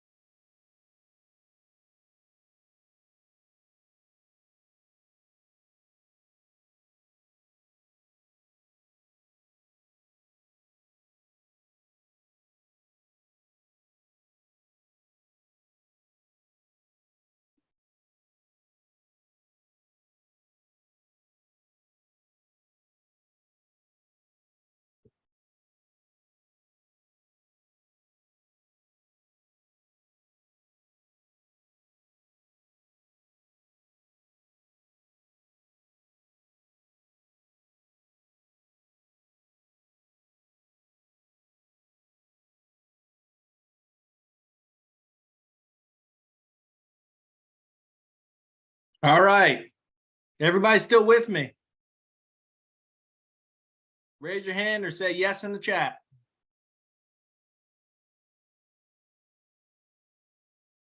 All right, I got John Albin, I got Ajani, Babada, Salif, Aureli. All right, so I'm going to ask everybody to share their LinkedIn profile in the chat so we can all connect.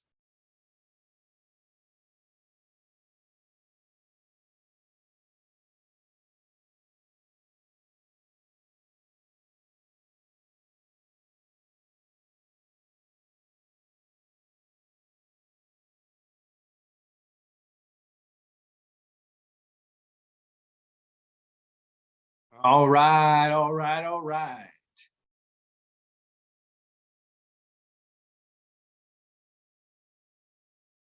Then you got to get on it, Johnny. Come on. Jump in. The water's nice and warm.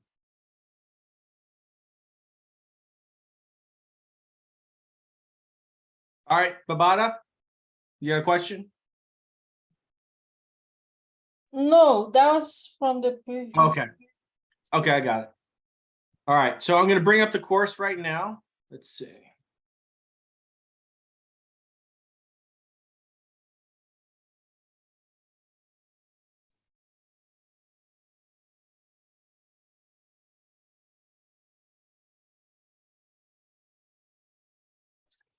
Other people send questions. All right.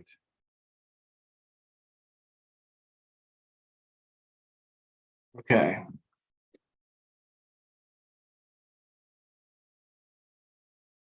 Can everybody see? Hold on.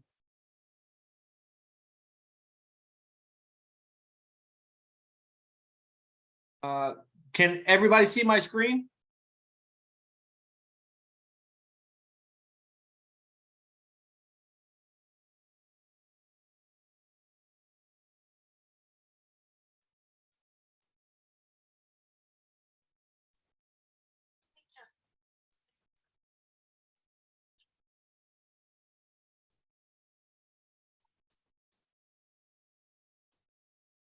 There's no sound. Okay. Let's see.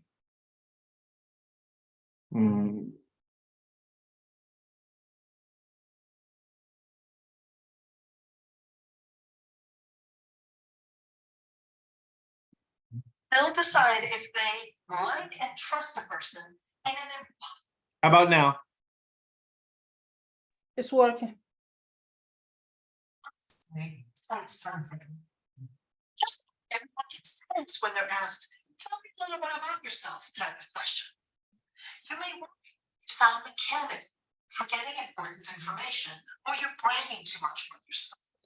The truth is that all of this is likely to happen, and you'll continue to struggle unless you learn how to break down and then rebuild your personal pitch.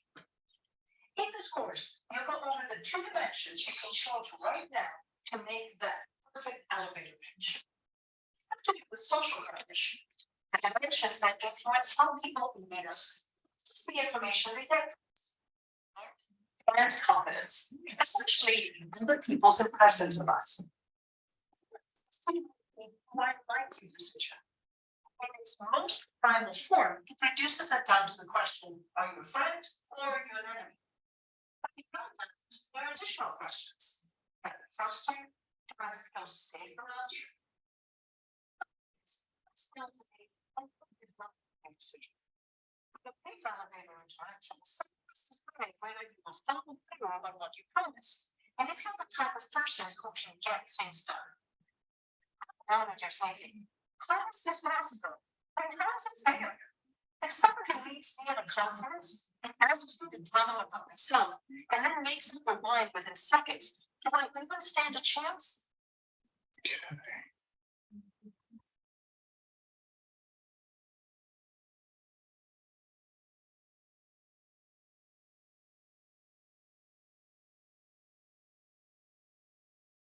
So, not good audio.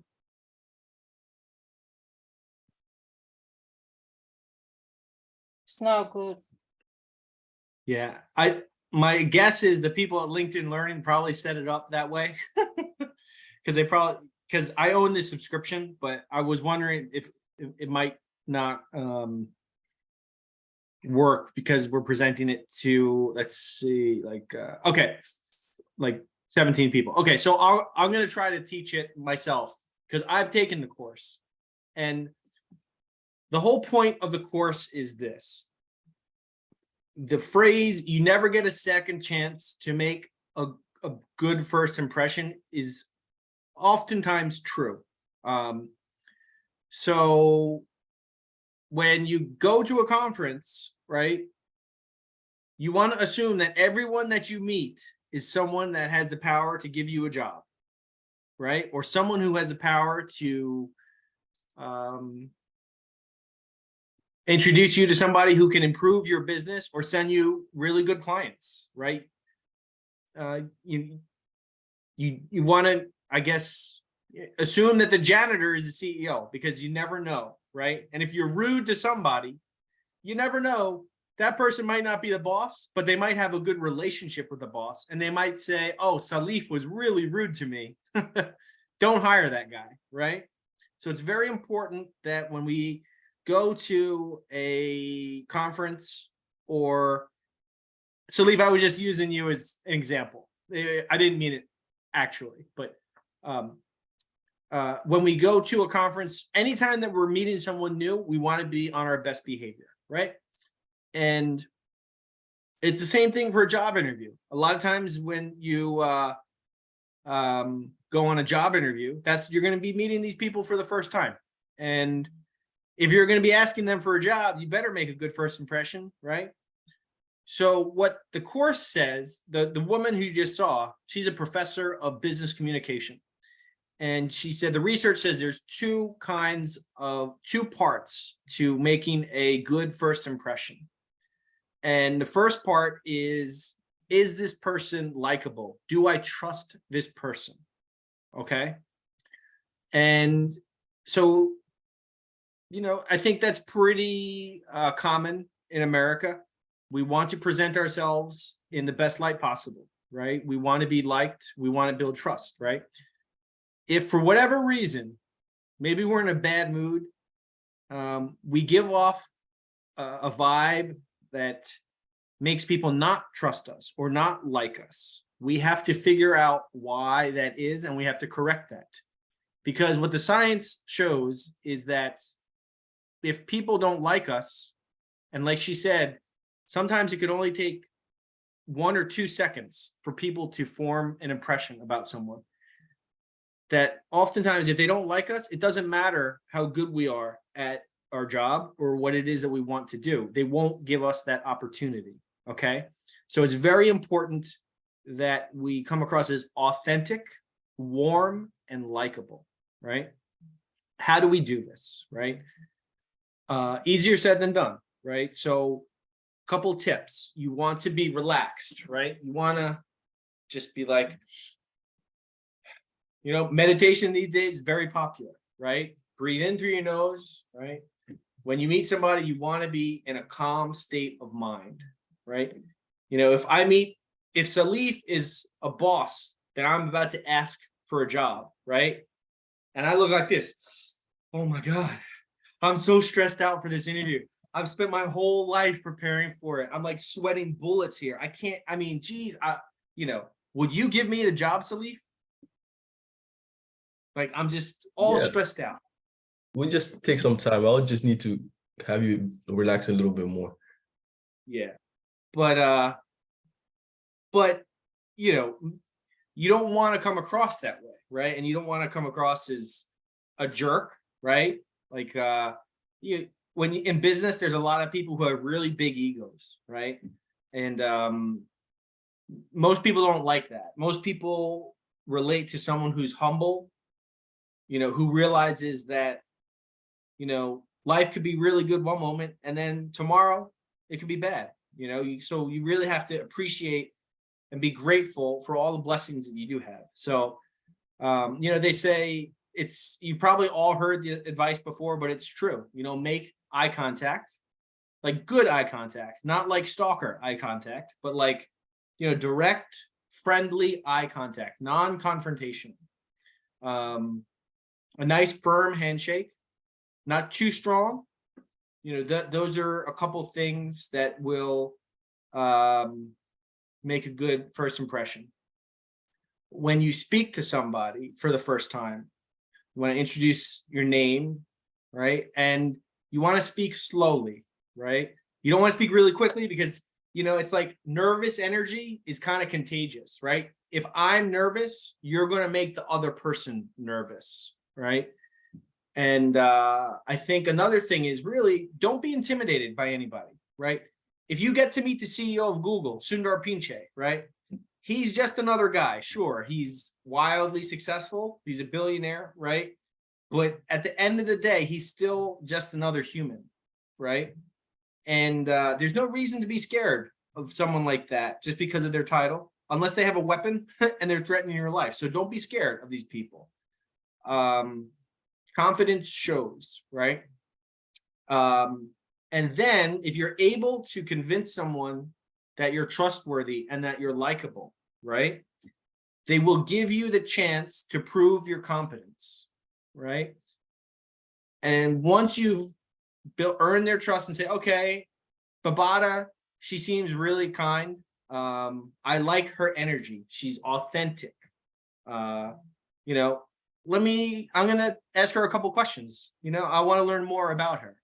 And then I'm going to ask her a question about data science, right? Or software development, right?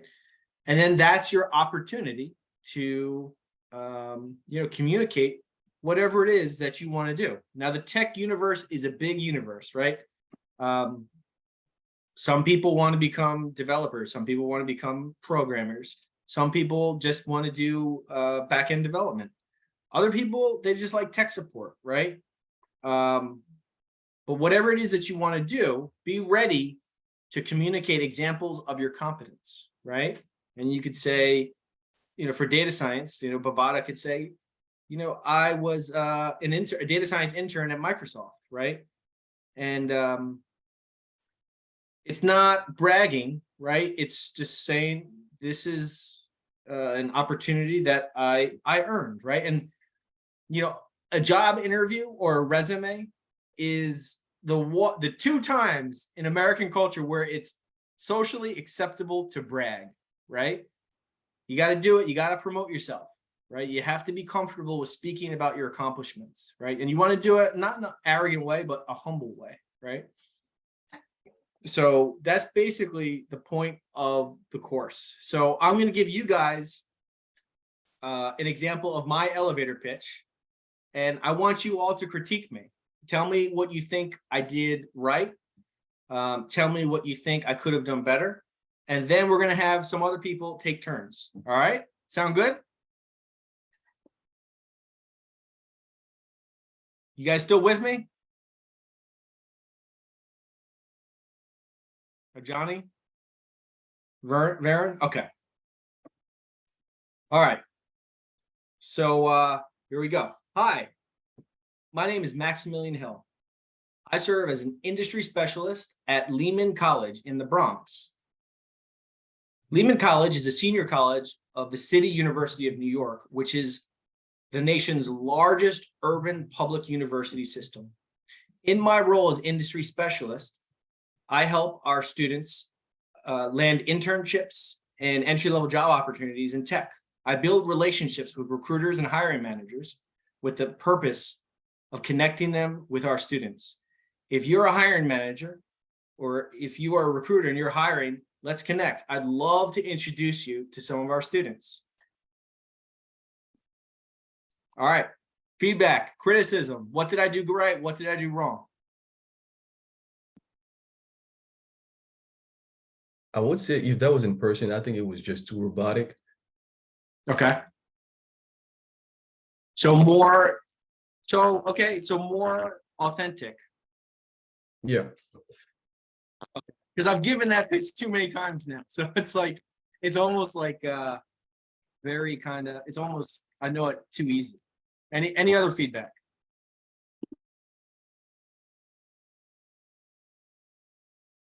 It's okay if you didn't like it. You could share it. So because I'm learning with you guys. Okay.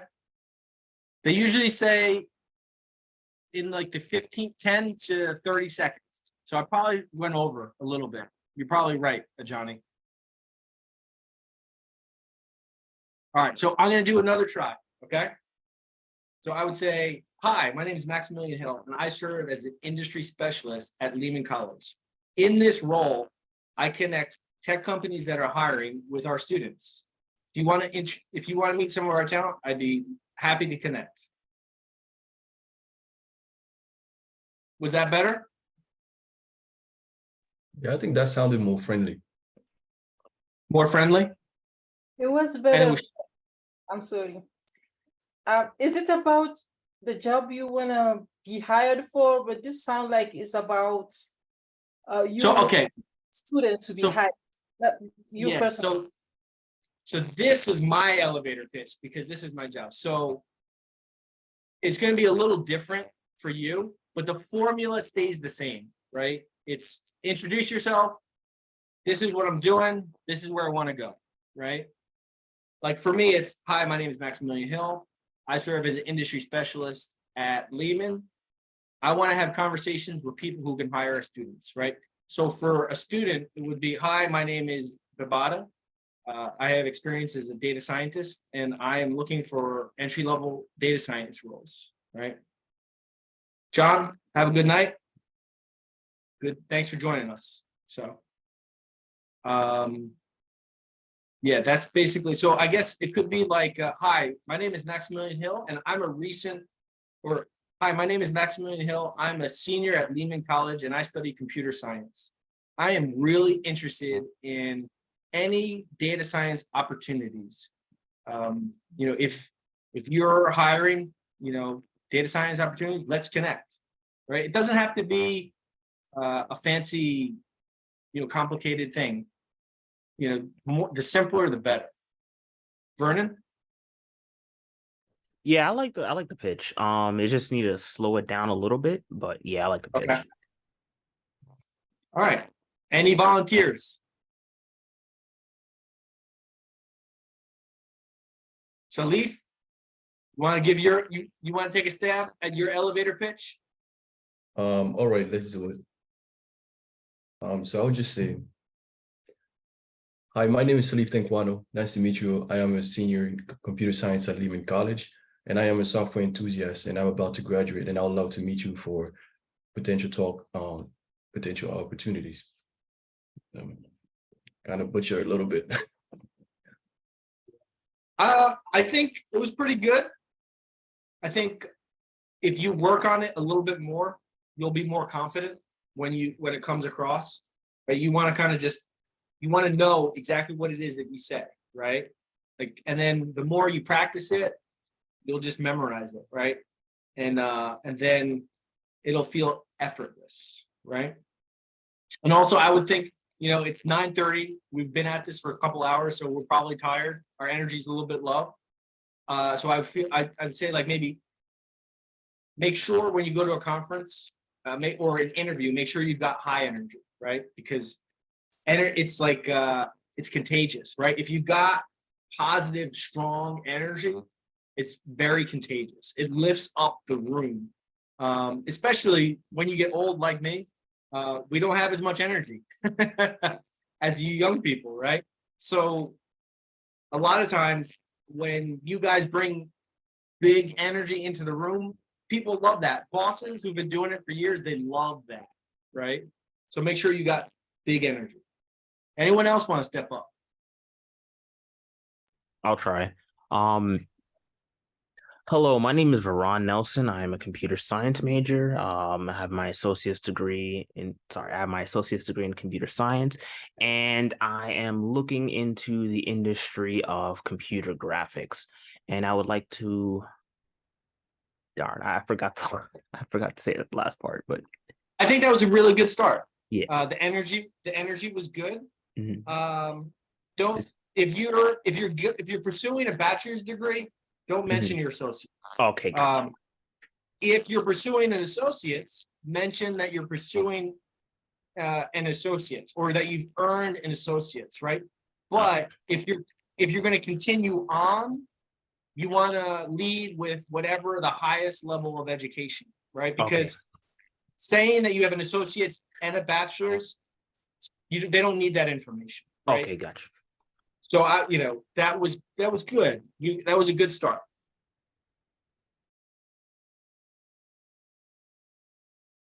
And then I think, I mean, if you could say, my name is Veron Nelson.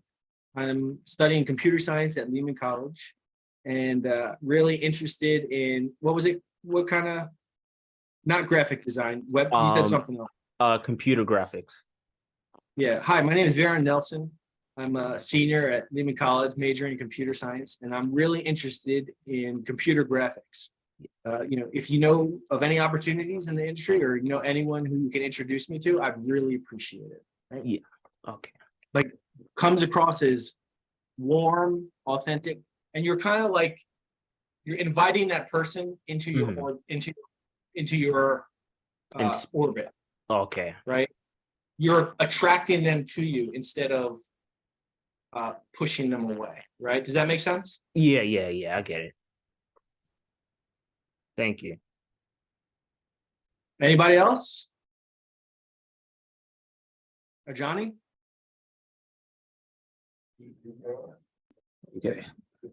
So I start off with, hi, my name is Johnny Scott. Currently, I'm a senior studying computer science at Lehman College. I've had experience with various different languages, such as Python, Java, HTML. I just kind of want to get a feel for further progression into my field, and I'm interested in getting an entry-level position to further my knowledge. So I think that was good. I would say pick the most in-demand programming language that you have. Instead of like listing 4, just pick one, right? Whatever the most in-demand language is, you lead with that. Remember, the simpler, the better. The less information you communicate, the better, right?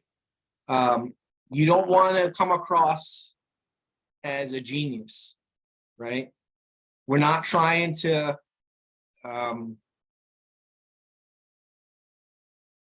be Steve Jobs here, right? We just want to have conversation, right? So pick like one language and then go with that. So try it again. Okay, all right. Hi, my name is Johnny Scott. Currently, I'm a senior studying computer science at Lehman College. I've had experience in Python, and my goal is to really just gain further experience into my field, and I'd be really interested in getting an entry-level position, and I feel like it would help me accomplish that goal. Yeah, I would say something like, I have a lot of experience in Python, and I'm looking for projects where I can develop my skills in Python. Right? Don't take this personally. You kind of like, you dragged on there for a little bit, right? So you kind of want to write it down, right? You want to write it down. And then you got to keep in mind when you go to these conferences, right? If you're going to meet someone who's in demand, you're probably competing with everyone else in the room for their time, right? So it's got to be boom, boom, boom, boom, boom, right? It's got to be real quick. It's got to be real tight because they're going to listen and they're going to hear a Johnny Lehman Python. That's all they want to hear, right? They don't care about your life story, right? They just want to hear, how can I help this person, right? If it's somebody that you want to do business with, that's going to be the approach. But usually the problem is they're usually really in demand. So that's why it's got to be, you got to write it down. You got to practice it. Send me an email and then we can have a session where we practice our elevator pitches, right? And then we'll just hone it, right? Like you hone it, like iterate, right?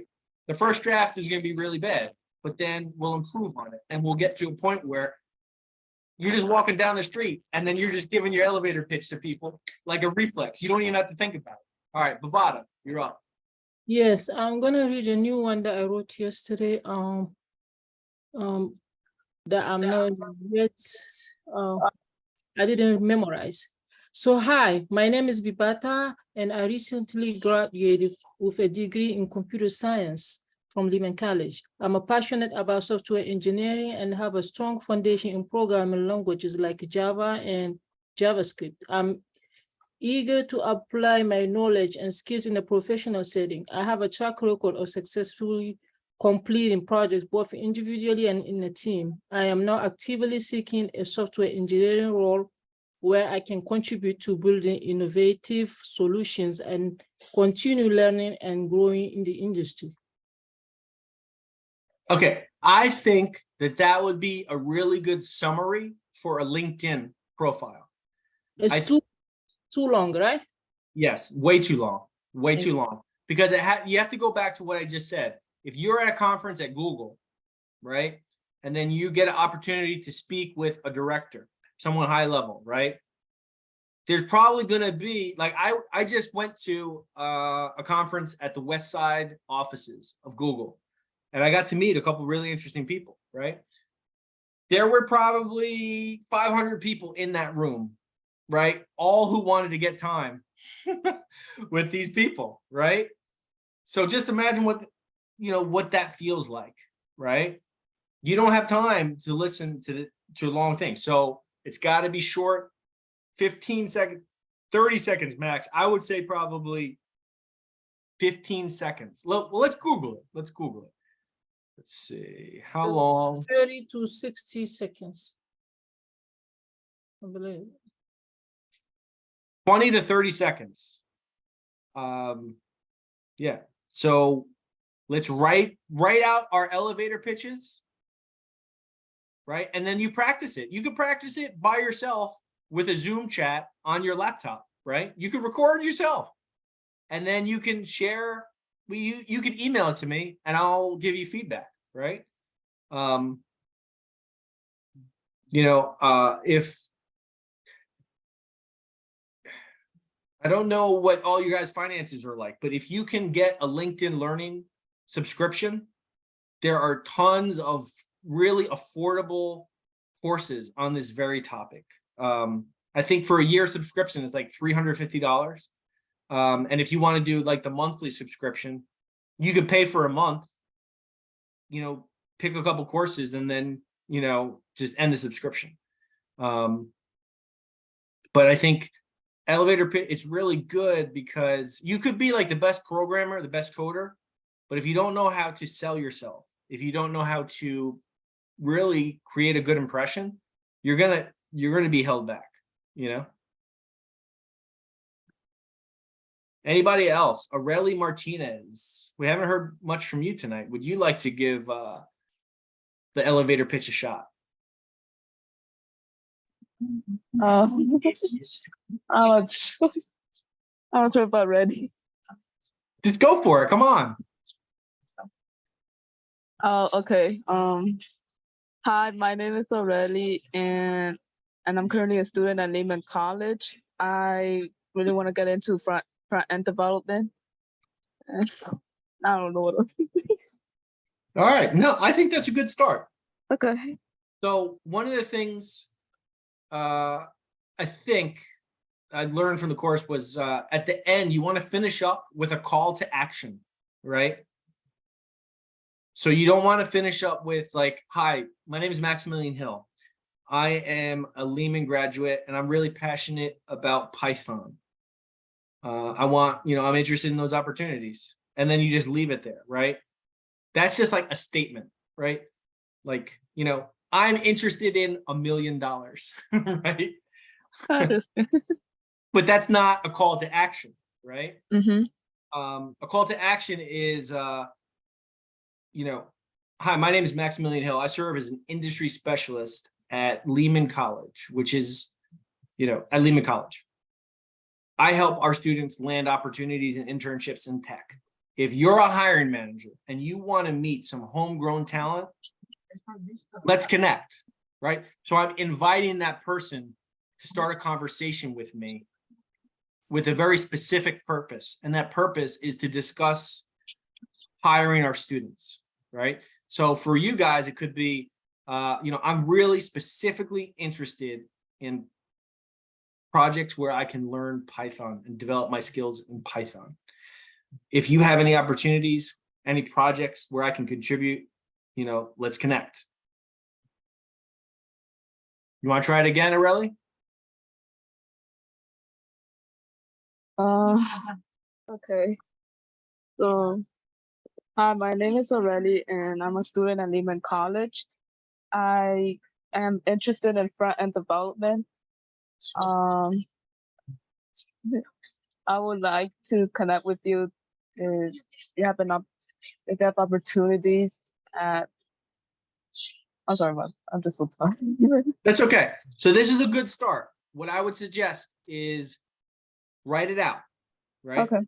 Write it out. Just Google elevator pitch. You're going to find a ton of free resources on how to craft an elevator pitch, right? Or if it's not free, it'll be cheap. Or you can go to the library, right? Learn about the components of it. And then just write it out. And then practice it. Has anybody here acted in like a school play? Right? It's just like you got to memorize the script, right? It's the same thing, and then the more you practice it, it'll be less intimidating. And the reason it's less intimidating is because you're more confident, right?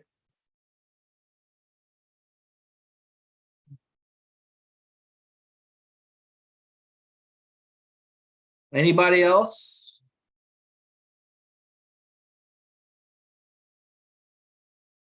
All right. So from the bottom of my heart, I want to thank you all for spending 4 hours with me. Oh my gosh. this was a really long night, but it was, I really enjoyed myself. I loved meeting all of you. And I want to thank you all for your time, for your questions, and for your attention. We all really appreciate it. I know Anthony had a great time. Tam had a really enjoyed the talk, and I hope that you all got a lot of value out of the talk.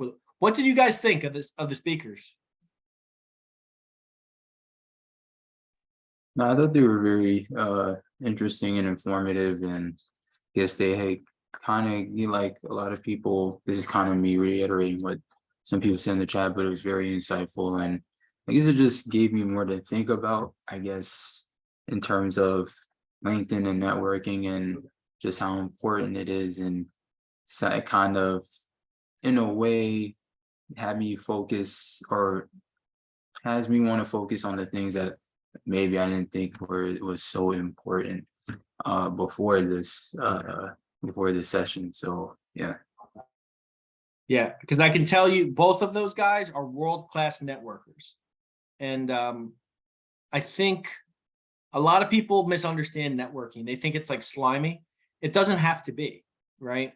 Vernon, I'll get to you in a second, or Varen. And for me, the advice that my friend gave me was, when you're networking, like, think of ways that you can help people, right? Without money. There's a ton of ways you can help someone without giving them money, right? You can introduce them to somebody, like, if I know anybody who is in software development, I'd be happy to make those introductions, right?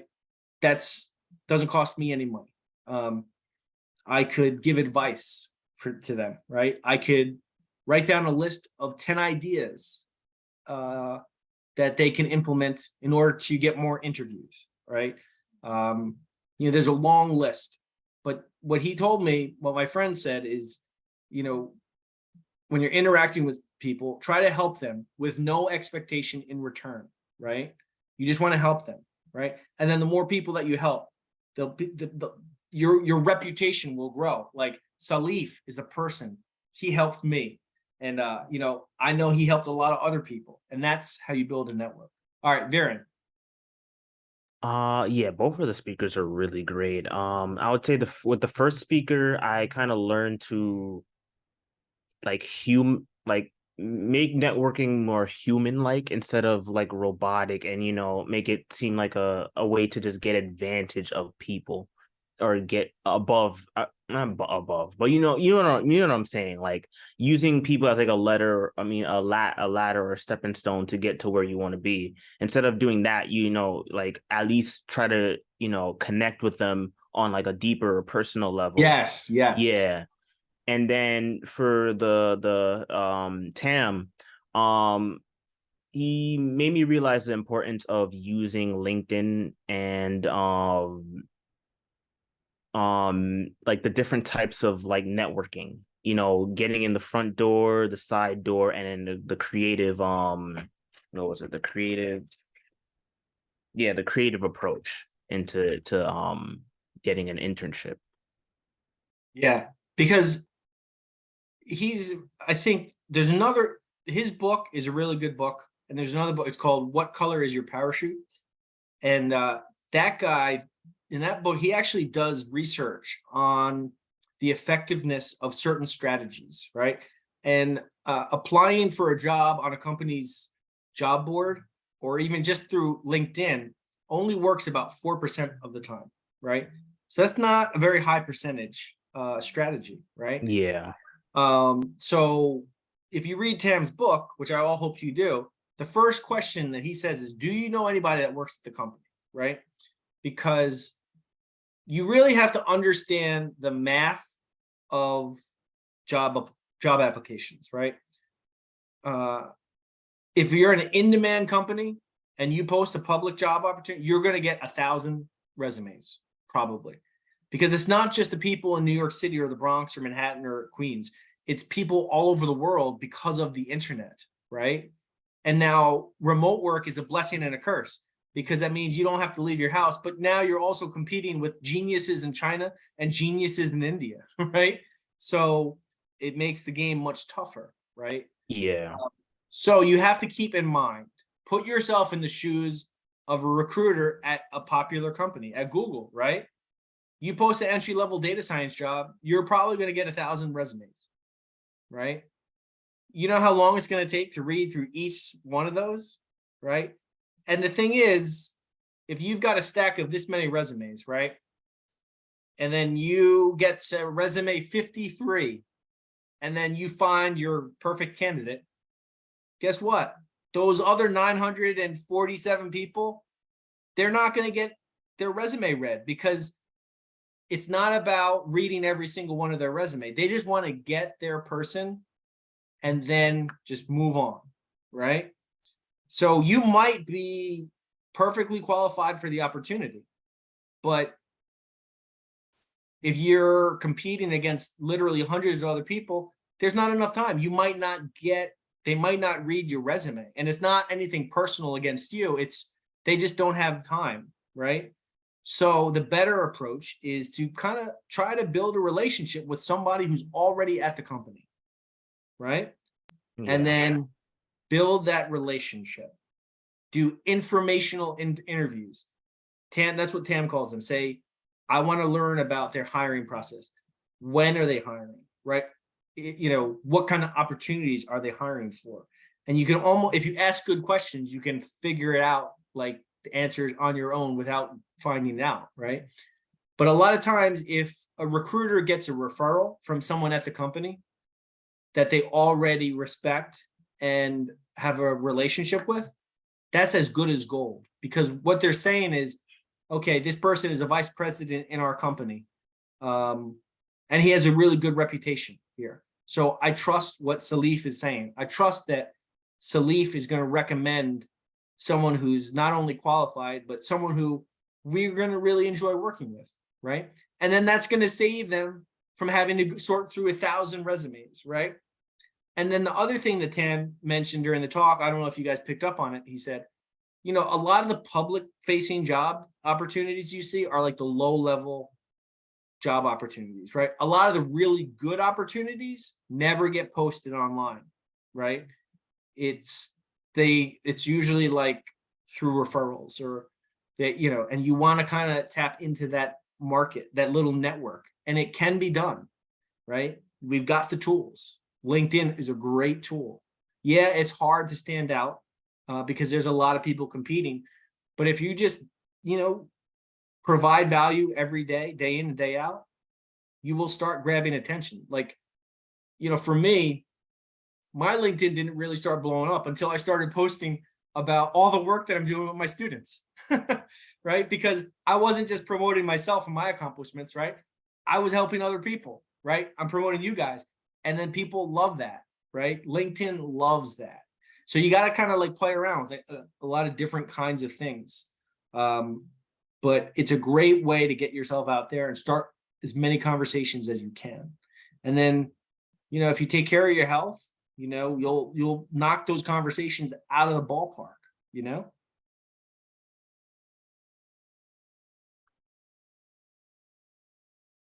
Anybody else have questions?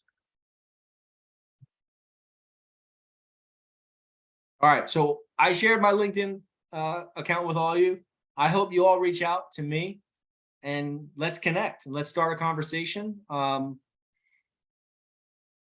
gonna follow up with all of you about the book. So do all of you know where Gillette Hall is? Okay, I'm in Gillette Hall. And then as soon as I get the books, which I think it's gonna take like a week, I'll bring them. I'll let you guys know when I'm on campus, probably next week at some point. And then you guys can come pick it up. All right. Thank you all so much. It has been such a pleasure. All right. Keep in touch. Okay. Thank you so much. Thank you so much. Yeah. Take Thank you so care. much. Appreciate it.